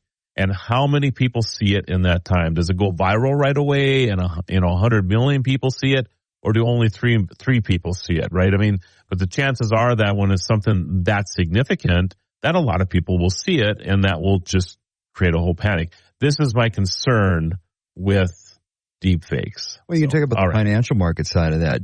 Specifically, it's like, okay, I have the ability to crash the stock market for an hour.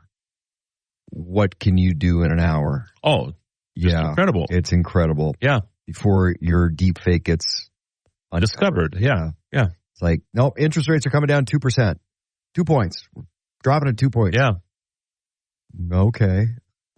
And you could easily say, hey, the feds came out an hour early than what they said they're going to be out at 3. They're out at 2 o'clock today. Yep. And they made this announcement, and boom. 99% of people are not going to question it. No, they're just going to say, oh, they made the announcement earlier than normal. Okay. And the next thing you know, you're making all of your stock market crashes or. See, I think that's part of the deep fake, though, is there's a little bit more if you're going to do something orchestrated. there's more orchestration behind it than just the IT side of stuff. So great examples. Okay, the Fed's going to come out at 3:00 with a statement, blah, blah, blah, and it'll dictate what the markets do for the coming week. Trading places. Oh, yeah. With the orange juice. Yes. That's a commodity great example, right? Great example. It's like, oh, okay. So you correlate something with something that's already going to happen, and people just don't question it. It's like, oh, it came out a little early. Okay. Well, you've got that window now to create a whole lot of chaos. Yeah. What I wanted to ask you about is the Trump assassination attempt. What did you notice when shots started in the crowd? Well, they didn't. I've seen, when things like this have happened in other crowds, and they generally try to get out. Right.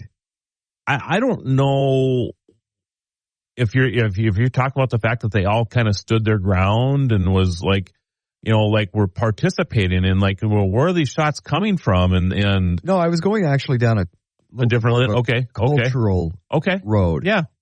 Because instead of diving for cover or safety or getting out of there, people maybe hunkered down a little bit. What everybody have in their hand? Their phone.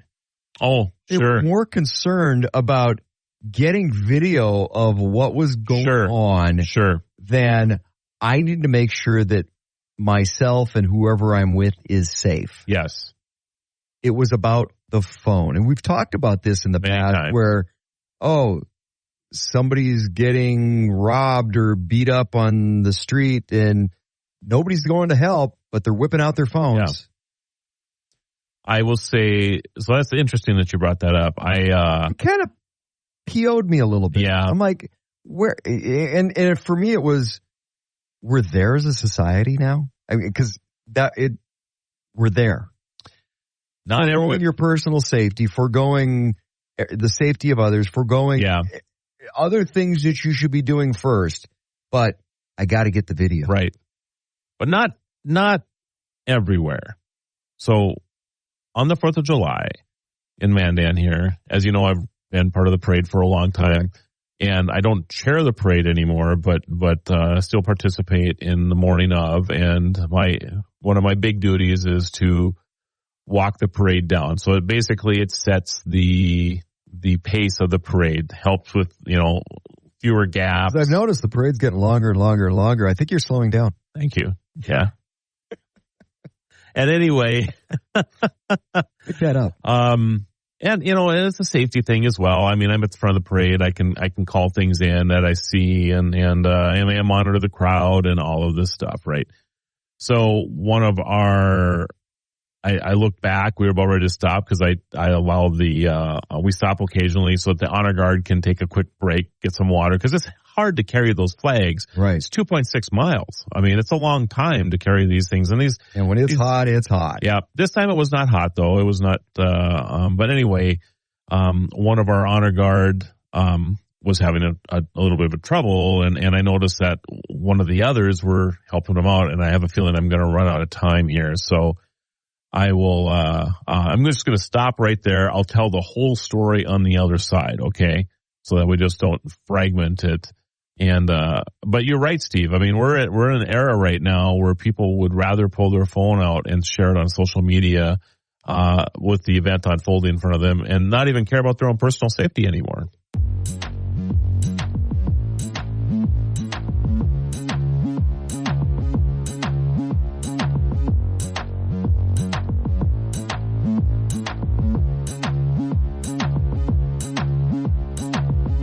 If you have any questions or want to suggest topics for future shows, visit thetechranch.com and send us your thoughts. You can also listen to past episodes and watch exclusive interviews not featured on the radio show. Be sure to follow Marlo and Steve on social media by clicking the links at thetechranch.com. Until next time, keep exploring the world of living with technology. The Tech Ranch. Supertalk 1270. This is Ag Issues with Neil Roberts. Welcome to another edition of Ag Issues. Our guest this week is NDSU weed specialist Brian Jenks from the North Central Research Extension Center. And Brian, we're talking lentils in this report. For lentil growers, there's a new herbicide, but there's some confusion on using it properly for post-emergence. Tell us more about that.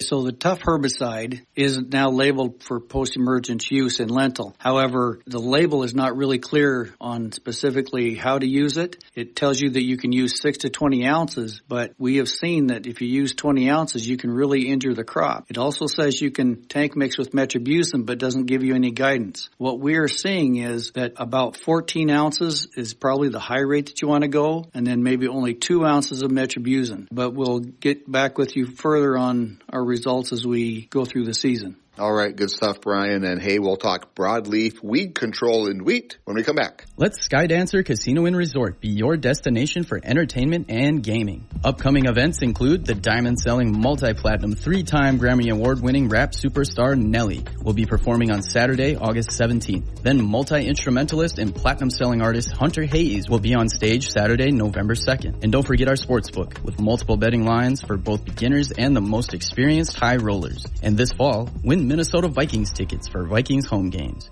That's Skydancer Casino and Resort, Belcourt. Experience your island-inspired home away from home at Compass by Margaritaville Hotel Naples. An all-suite paradise capturing the essence of laid-back luxury. Perfect for sun-seeking adventurers who love to check in and chill out. Enjoy unmatched convenience and comfort along with deluxe amenities. Immerse yourself in the Margaritaville state of mind and step into your Southwest Floridian escape at Compass Hotel Naples. Your perfect retreat. Visit MargaritavilleResorts.com.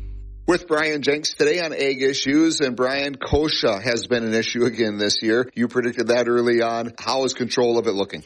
It's actually been looking pretty decent, where we have been using at least 2 modes of action. Where we have 2 or 3 modes of action in our wheat, the kochia control looks pretty good. With the cooler, wetter conditions this year, kochia has been a little bit easier to control than in previous years where plants are drought stressed. Where we are using only starine by itself, we're struggling to control it. But where we have 2 or 3 modes of action, we're actually doing a good job. All right. Nice stuff as always, Brian. Thanks for that. And that will bring this report to a close. Hey, if you missed one, catch us on the website, agissues.com. Until next time, I'm Neil Roberts. You've been listening to Ag Issues, brought to you in part by Skydancer Casino and Resort, where the sky's the limit. By Compass by Margaritaville at Hotel Naples. And by Bremer Bank. Contact Bremer for all of your ag banking needs.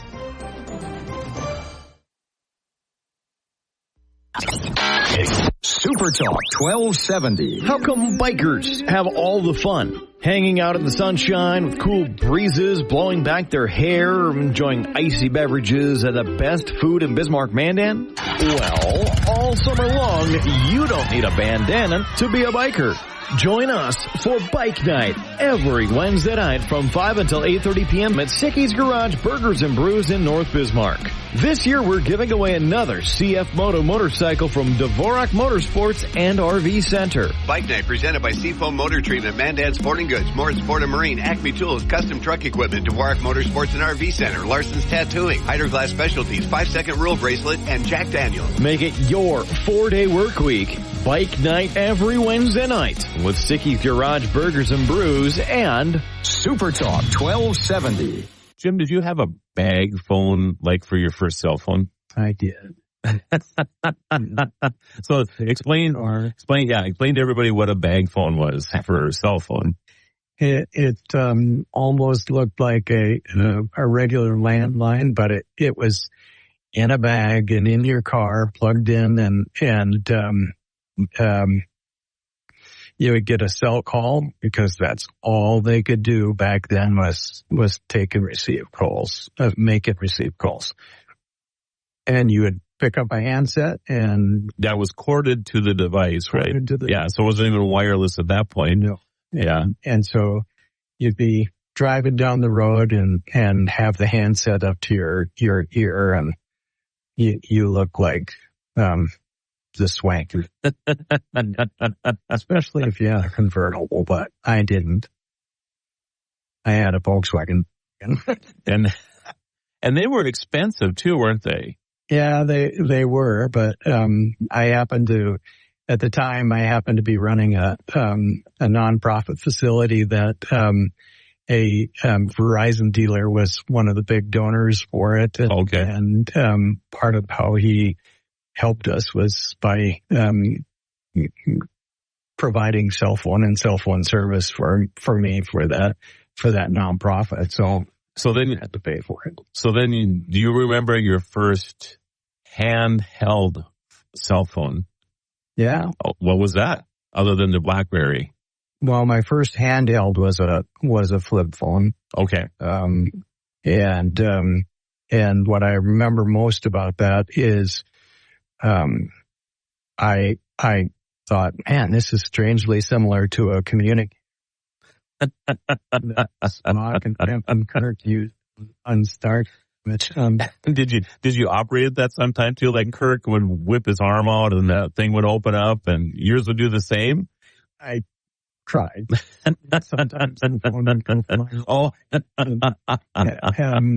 that's great. But what I also remember is back in that day, you wanted a flip phone that was as small as it possibly could. And so I remember getting this one tiny little device that, was probably, a quarter of the size of a current phone I'm carrying right now. And it was a flip phone, and you practically had to hold it up with, just two fingers because it was so tiny, but easily fit into your shirt pocket though. That's what I miss. I personally do miss smaller devices, but I like the bigger screens. Oh yeah. So I know that have you looked at the new flip phones at all that are out there with the screen instead, and that they're kind of coming back? They are coming back. I just think, honestly, Marlo, it reminds me of what my father always used to say about getting a car with automatic windows. Okay. Jim, it's just another thing. You can crank down a window, that's for sure. When's the last time you cranked down a window, though? My in-laws had a farm place, so we pickup trucks that use that quite a bit. But anyhow, it seems to me that those flip phones that are now are just another place to break. Sure. Would you go back to a flip phone if you had the opportunity to? Really? You like the smart device you have now? I have a computer in my hand. The Ramsey Show. So I am 20 years old, straight out of high school. I moved to Phoenix, Arizona to start my own business selling furniture. What does selling furniture look like? So I go around picking it up, clean it up, take really good pictures and sell it. I'll probably do about 100 grand this year. Net. Wow. Some of you are standing around with your finger in your ear. And then you got a 20-year-old with a high school education that's making 100 grand flipping used furniture. He's laughing all the way to the bank. The Ramsey Show, starting at 5 p.m. weekdays on Supertalk 1270.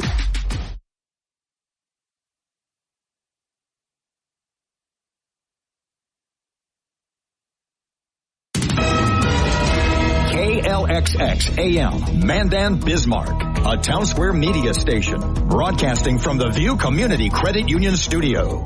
ABC News, I'm Michelle Franzen. It's been another day of frustration for travelers as airlines rebound from the global IT outage affecting businesses, retailers, and hospitals around the world. Cybersecurity firm CrowdStrike says a faulty software patch triggered that disruption Friday. Andy Cobe tells ABC station WSB he's been stuck in Atlanta since. Landed here.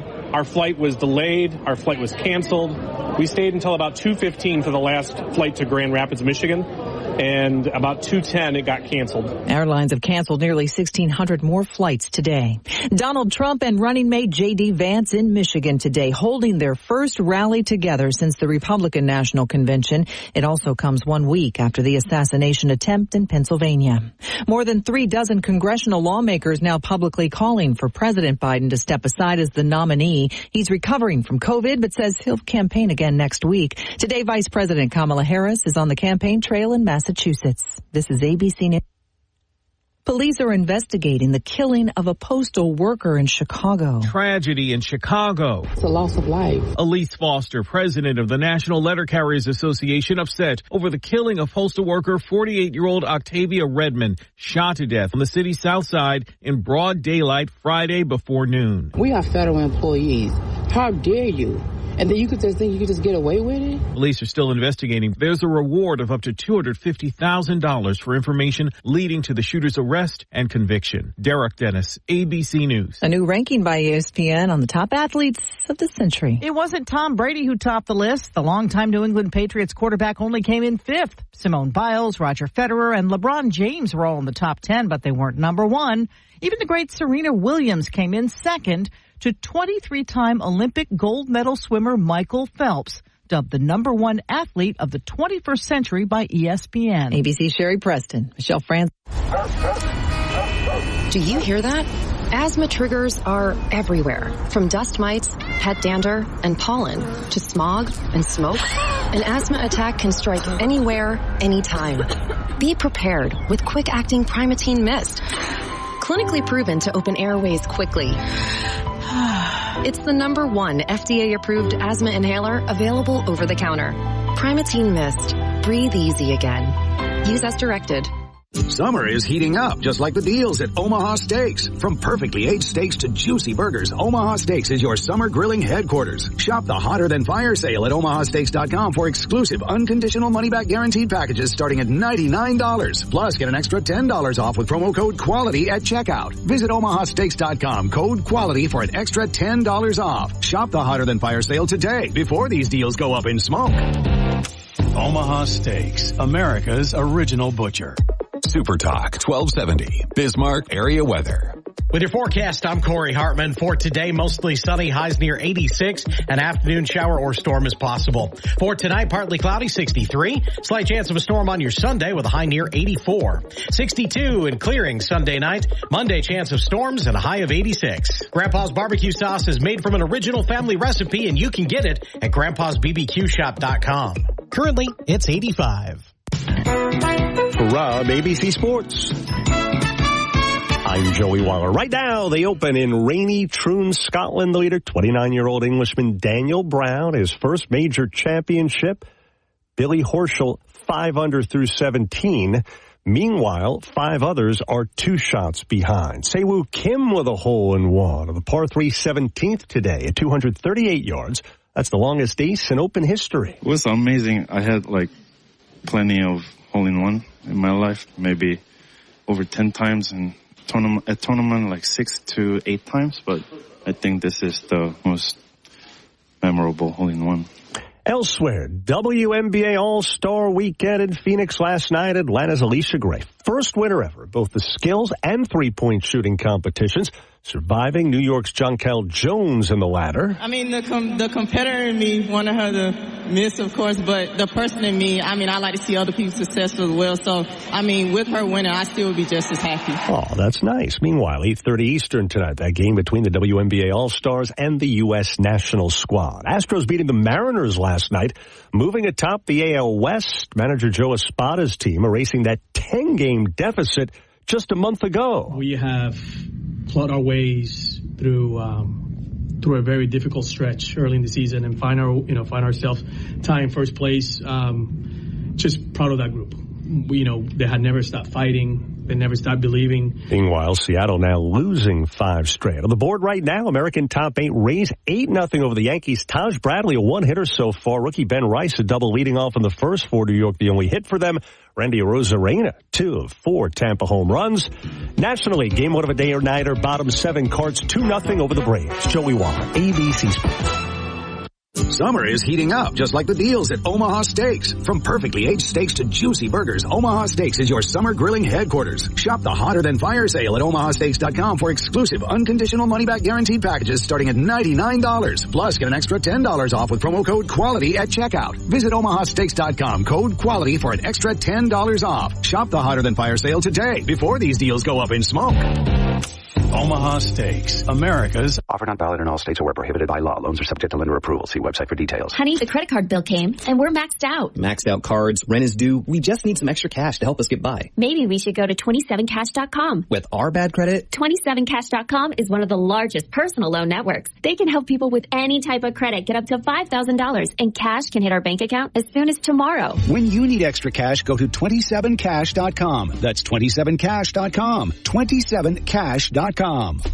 Conservative talk without apology. The Regular Joe Show with Joe Gigante. Weekday evenings at 9 on Supertalk 1270 and the free Supertalk 1270 mobile app.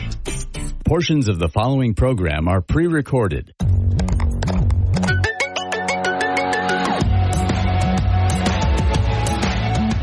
Welcome to the Tech Ranch, where we explore the world of living with technology. Get ready to take a deep dive into the latest gadgets, apps, and innovations with your hosts, the Guru of Geek, Marlo Anderson, and his trusty co-host, Steve Bakken. Join us on this exciting journey, and don't forget to visit thetechranch.com for even more exclusive content. Now, without further ado, let's welcome Marlo and Steve to the Tech Ranch. So Steve was just, at the Trump rally it was in. Oh, hold on a second. Before you finish talking, I want to pull my camera out and video you. Oh, okay. Thank you. Get this moment for social media. Thank you. If you're just catching up to us. So, by the way, welcome to the Tech Ranch. Steve Bakken, Marlo Anderson here. We are, I'm in that big pile of leaves you see up in the tree that's not a bird nest. It's where squirrels live. That's about right. Yeah.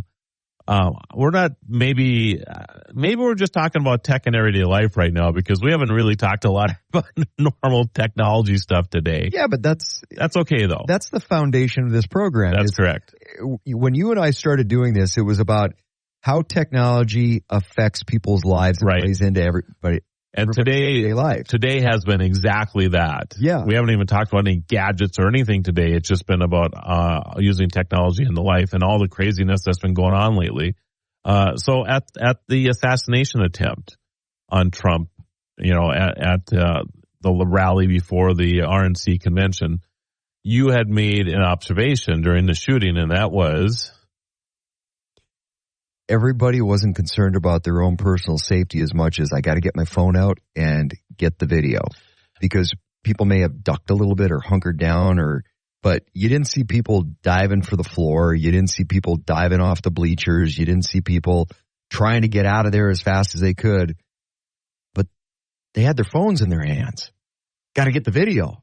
Oh, hey, what's going on with Trump on the floor with the Secret Service piled on top of him? What's going on with this? Oh, hey, the guy next to me got killed. The people next to me got wounded. People were taking pictures, videos, not worried about their own personal safety. That's cultural. And it's been getting that way. We used to joke about the person getting the selfie that falls off the cliff. People have zero regard for the cliff anymore. Yeah. Yeah, it's interesting. And of course, there's all kinds of scenarios, like when, the young lady that was raped on a subway in New York City a couple of years ago, and all those people that took video of it. Nobody helped. They took the video. Nobody helped, right? It helped after the fact for prosecution, but right. Nobody didn't help her in the moment. Nope.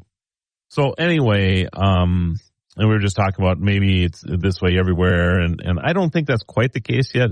And I was just talking about the 4th of July. So I've chaired the parade for many years on Independence Day in Mandan, and I don't do that anymore, but I still help out, and I still walk the parade down.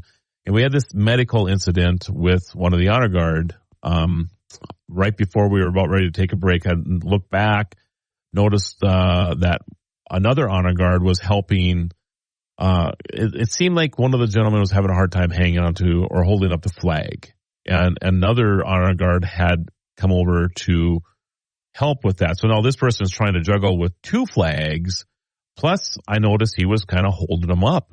And I'm like, what is going on? So I walk back there real quick and realize that this one gentleman is having some type of medical situation going on. So kind of got that situated, hung on to him for a brief second. The parade's actually moving along yet in front of me. I guess it's just the honor guard. They don't even realize that half the honor guard that was in front of us, because he was in the second row, didn't even realize this was going on. And we talked briefly. He's like, let me just go back to the trailer. And I'm like, it's a good idea. And for about a half a second, I'm like, I should probably help this guy. But he convinced me that he was okay. He could walk back there. Well, he took 2 steps and then just gone, just falls to right on his face, just out, just like that. And I mean, the whole crowd, just like this, and within seconds, there were medical people there from the crowd.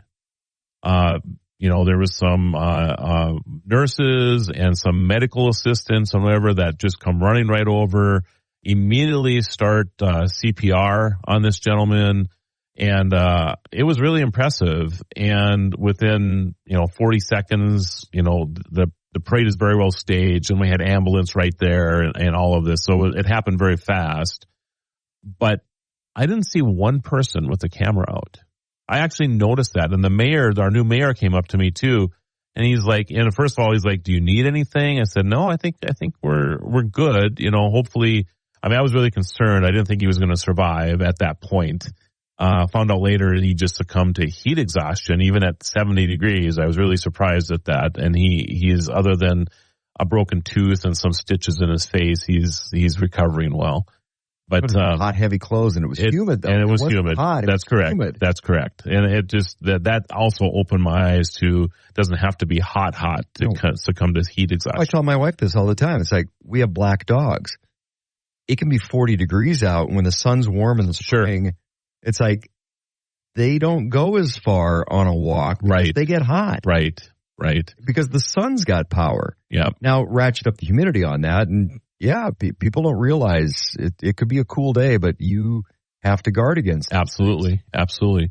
But even our mayor had mentioned that, and I had coffee with him a little later on, and we were talking about how that we didn't see anybody, not a single person, have a camera up recording this. Aren't you glad we live where we live? It was really impressive. So yes, I'm very glad about where we live. And I thought that was just characteristic of being where we are in North Dakota. So that was kind of a cool thing that came out of, and everything was good, so, yeah. See, I'm just sharing that story with you. So it's not everywhere. You restore my faith in humanity a little bit. Yeah. Well, I'm glad I could do that. And that whole incident actually, I really thought about that a lot afterwards, because I've been in those other scenarios where something significant's happening and nobody's willing to help. Yeah. I feel like I'm the only person. I mean, one time I had a person fall in front of me in a store, and I'm the one administering CPR.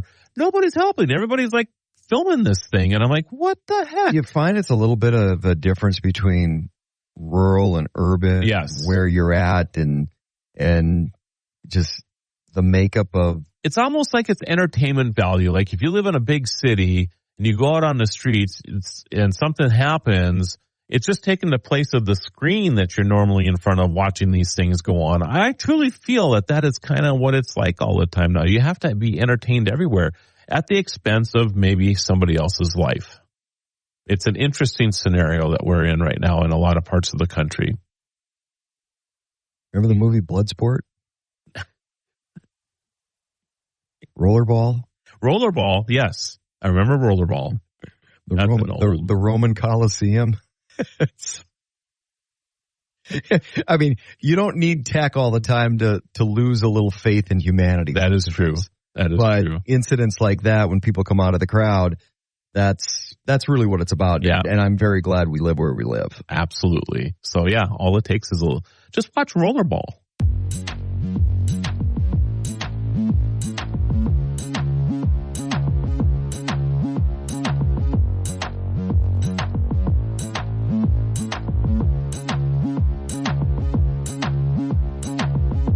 And we're back with the Tech Ranch. Get ready for more amazing tech insights from the guru of geek, Marlo Anderson. All right, I need to know, Steve, do you have memory implants, or what's the deal? Because your knowledge of movies is I don't know anybody who has knowledge of movies like you.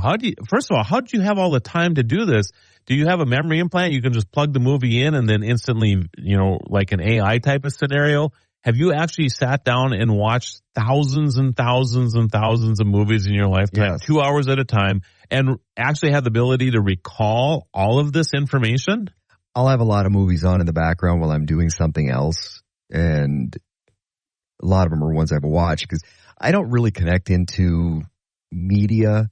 It's kind of background entertainment for me. But how do you recall it like you do then? Because when you watch it or hear it enough times, not necessarily watching a movie, because I've got my top 5 all-time greatest movies, and I know them word for word. If it's on, it's like there's movies like a little bit more current, Twister, Shawshank Redemption. Those are movies that if they pop on, okay, I'll leave that on while I'm doing something else. Right. So you kind of osmosis over and over and over again. So it's like most people's background. Instead of background music, it's background movies. But growing up, I mean, my Saturdays were I went to the Dollar Theater here in Mandan. Downtown, in Grand Forks. Oh, okay. Okay. Gotcha. And I would walk to the theater. There was a Dollar Theater in Grand Forks as well. Didn't everybody have one? Actually, it was a quarter on Saturday. I don't know if did Bismarck. The matinee. Really? Yeah, for the matinee on Saturday. So it was like the second run of movies. And I don't know if Bismarck ever had a dollar movie. Maybe they did. The downtown cinema maybe at one time. But I know Mandan always had the... Well, because there was a theater in the Kirkwood Mall at one point. There was. Yeah. Yes, I went to many movies there. But no, so I just...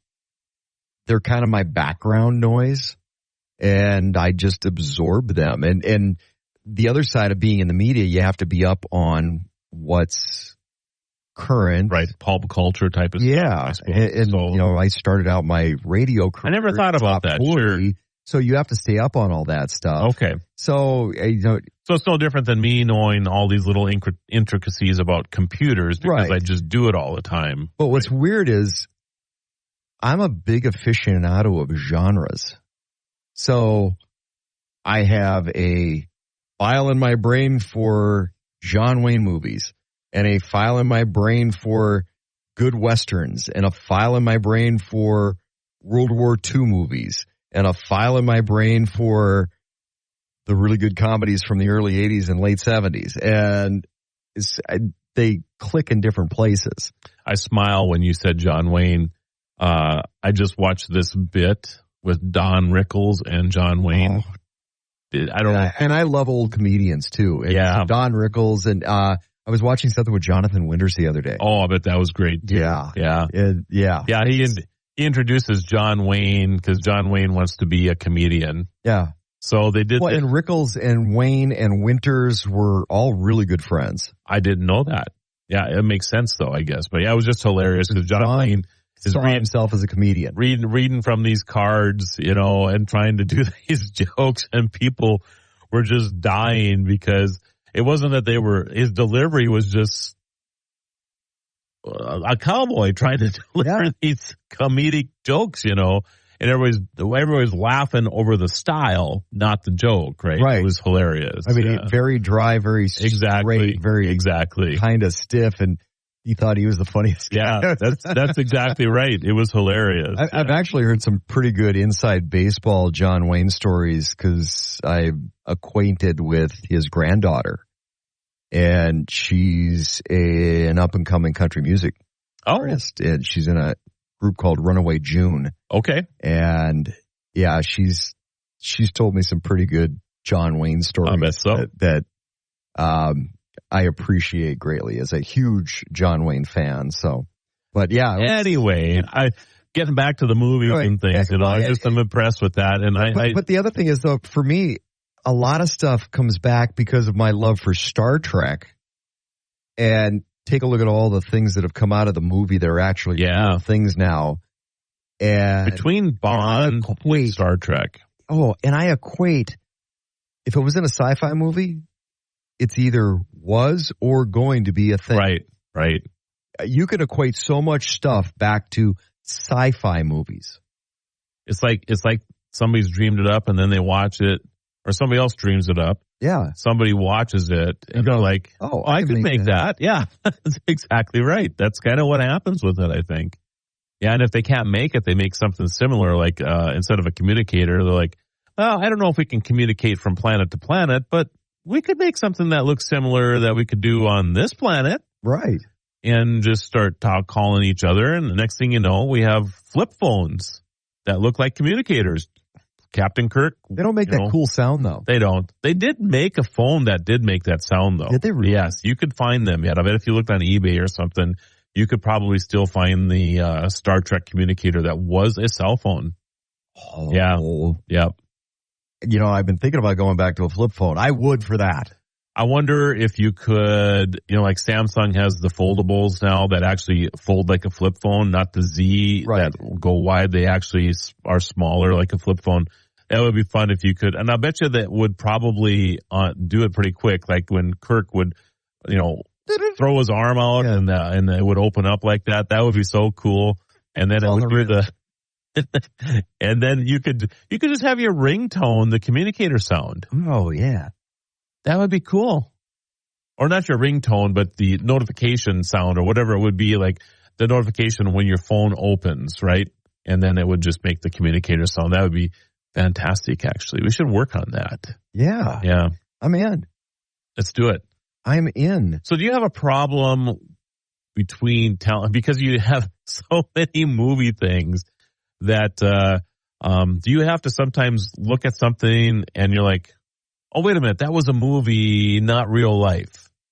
No. Okay. No. But I usually go the other direction where it's like something will be going on. I'm like, I've seen this before. I'll have a moment of deja vu. I'm like, gotcha. Oh, wait a minute. That's the plot from so and such sci-fi movie. Right. Well, now we're just living in real life. Yeah. Like Idiocracy, the documentary. The documentary. The future documentary. It's the prophetic movie that it is. Oh, my goodness. That movie just cracks me up when I watch it, and I watch it, and I'm like, oh, my goodness. Well, okay. It's what plants crave. You wanna get there? Who spoke at the RNC? A wrestler by the name of Hulk Hogan.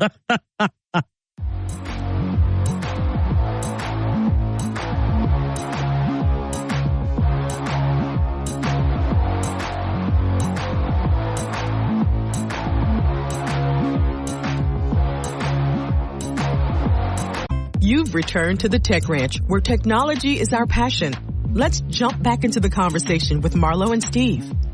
I know you have some space things you want to talk about. We do, but before that, I have to tell you a funny story about my neighbor. Okay.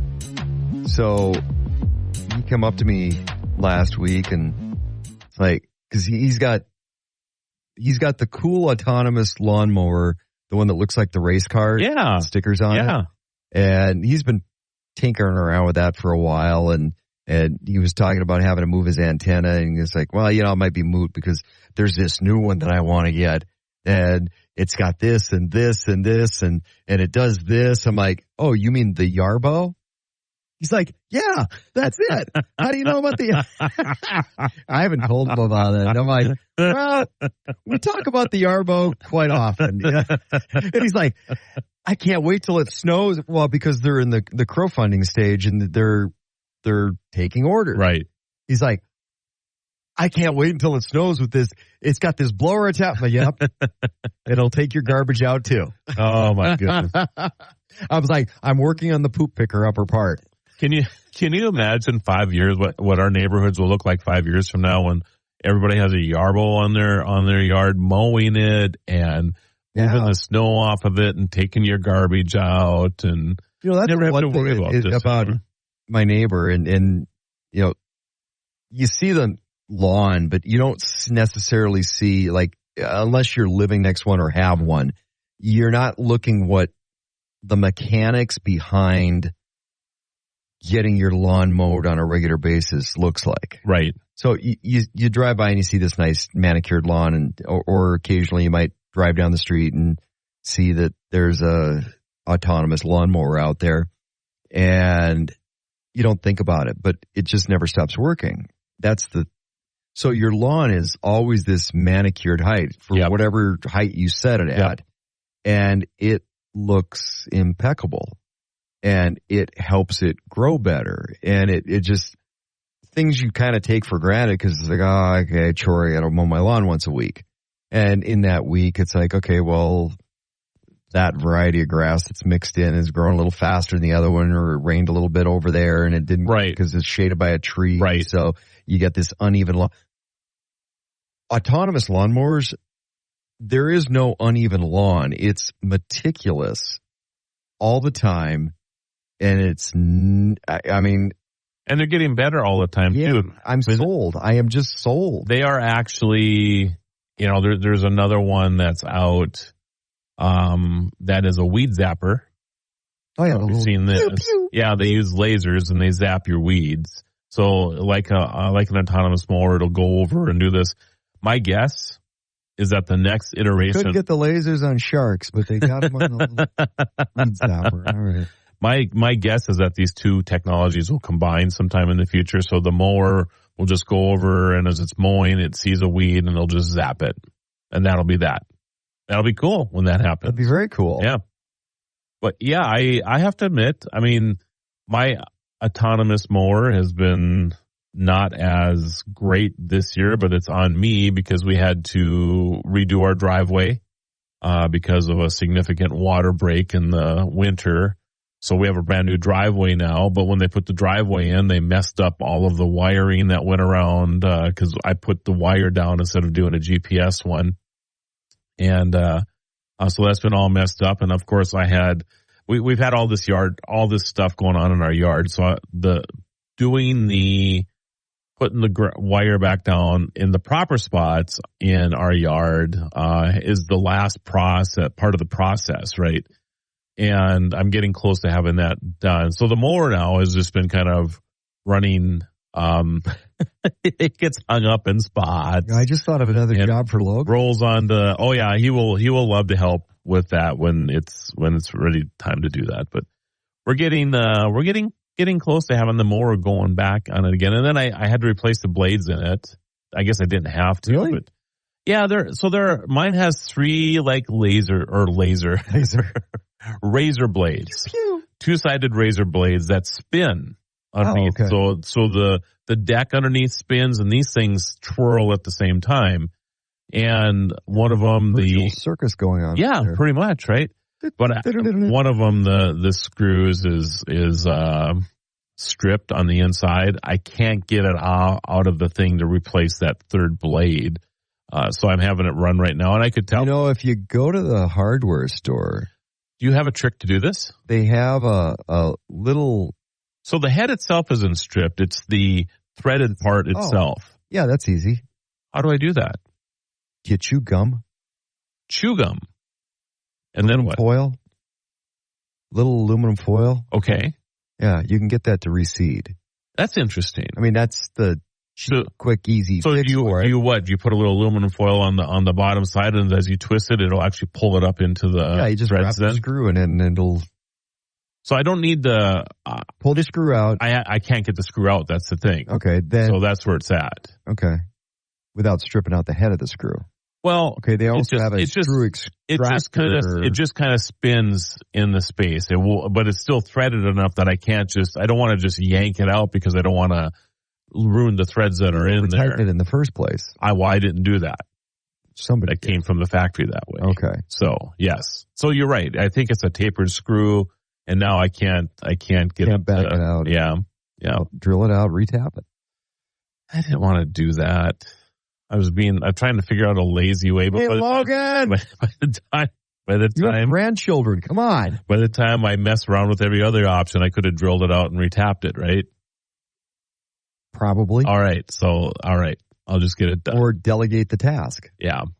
But anyway, with all that said, the amount of time that my autonomous lawnmower has given me back is incredible. 2 hours a week, every week at least. And the lawn is always mowed. So what have you done with that 2 hours a week? I have started 3 more businesses. There you go.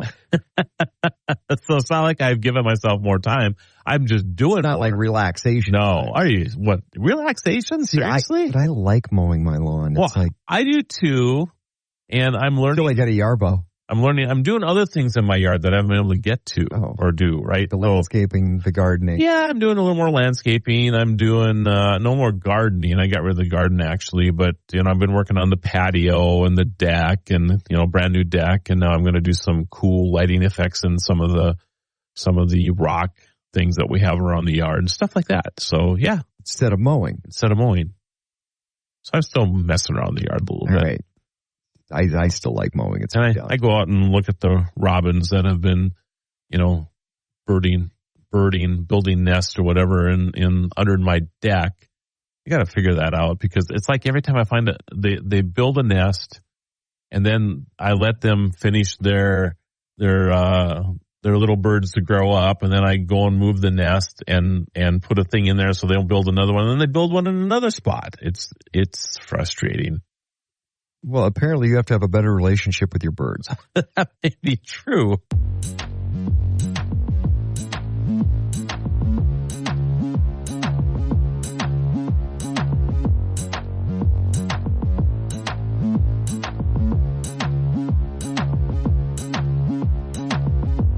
Welcome back to the Tech Ranch. Let's get back to discovering the latest in technology with the guru of geek, Marlo Anderson.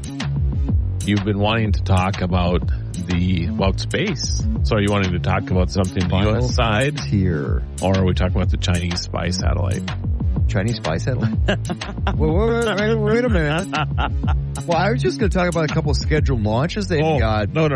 Wait. Chinese spy satellite? What is this now? Now you have me intrigued, Marlo. I'm sorry I brought that up now. Yeah, there's a Chinese spy satellite. And the thing is that we never really know what China's putting into the air or into the space until after they let go of their payload, right? So they added a fifth Gaofen, I think I'm saying this correct, GAOFEN-11 high-resolution satellite to its Chios constellation with the launch late Thursday. And anyway, after they deployed it, they were able to tell that it was a spy satellite again. Let's see here. Technically, if you think about it nowadays, with all the capabilities that they all have. Yes.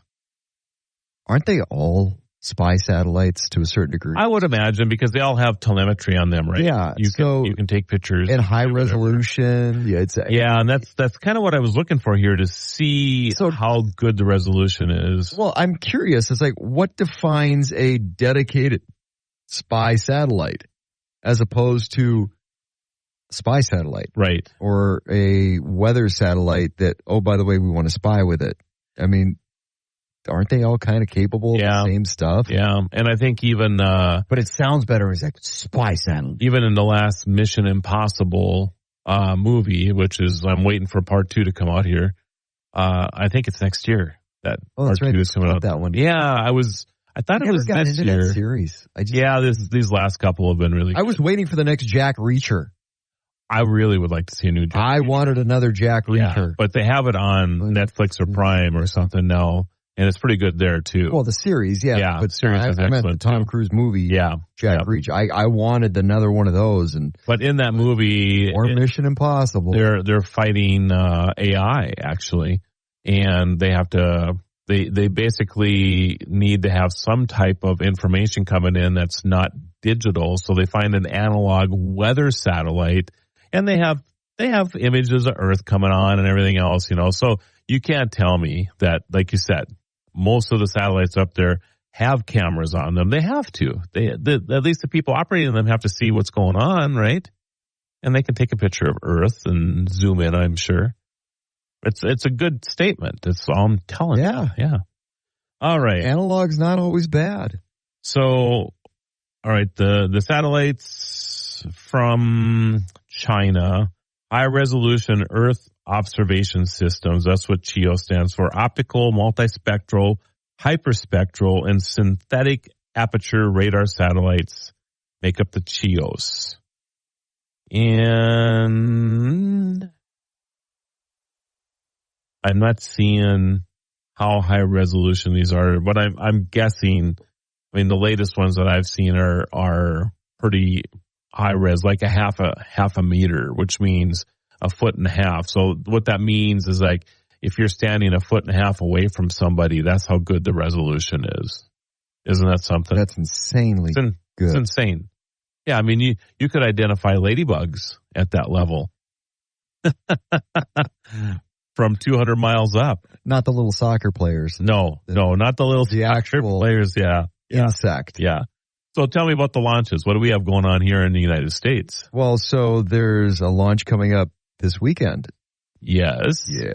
They're setting up an Atlas V. Okay. And the cool one is July 31st because it's the Polaris Dawn getting launched.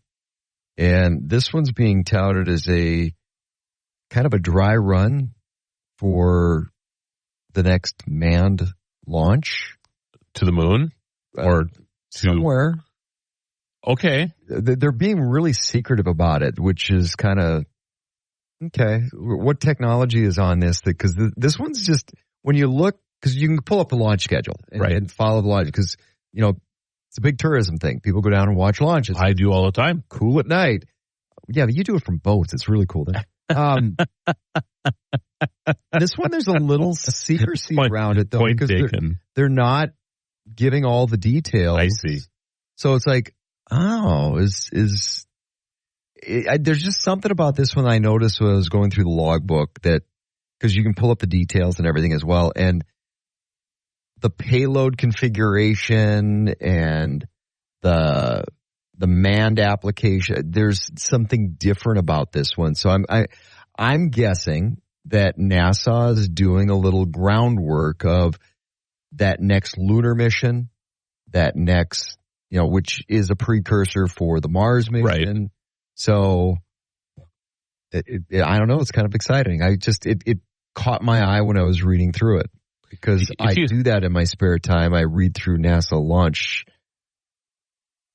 My geekdom's coming out. So there's a couple things going on right now.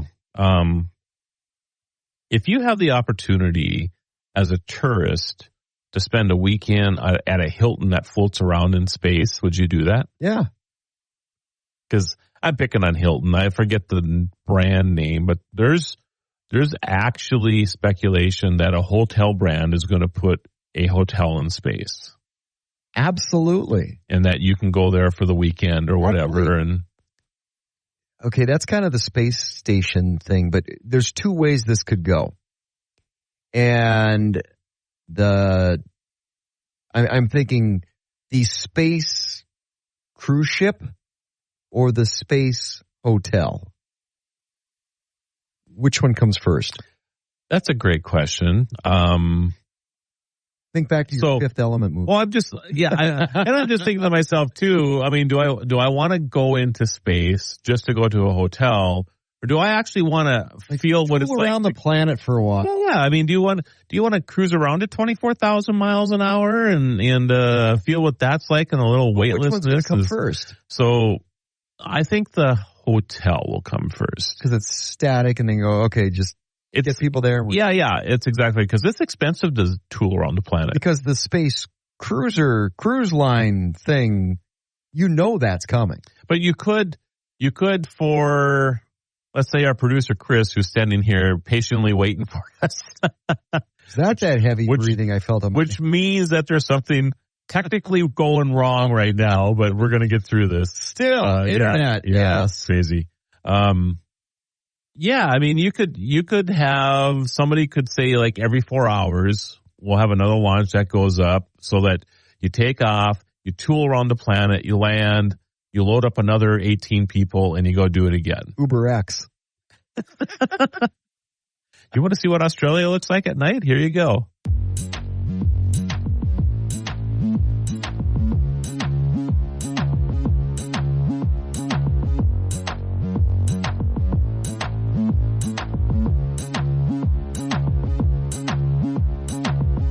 And that's a wrap on another fantastic episode of the Tech Ranch. Remember, if you have any questions or want to suggest topics for future shows, visit thetechranch.com and send us your thoughts. You can also listen to past episodes and watch exclusive interviews not featured on the radio show. Be sure to follow Marlo and Steve on social media by clicking the links at thetechranch.com. Until next time, keep exploring the world of living with technology.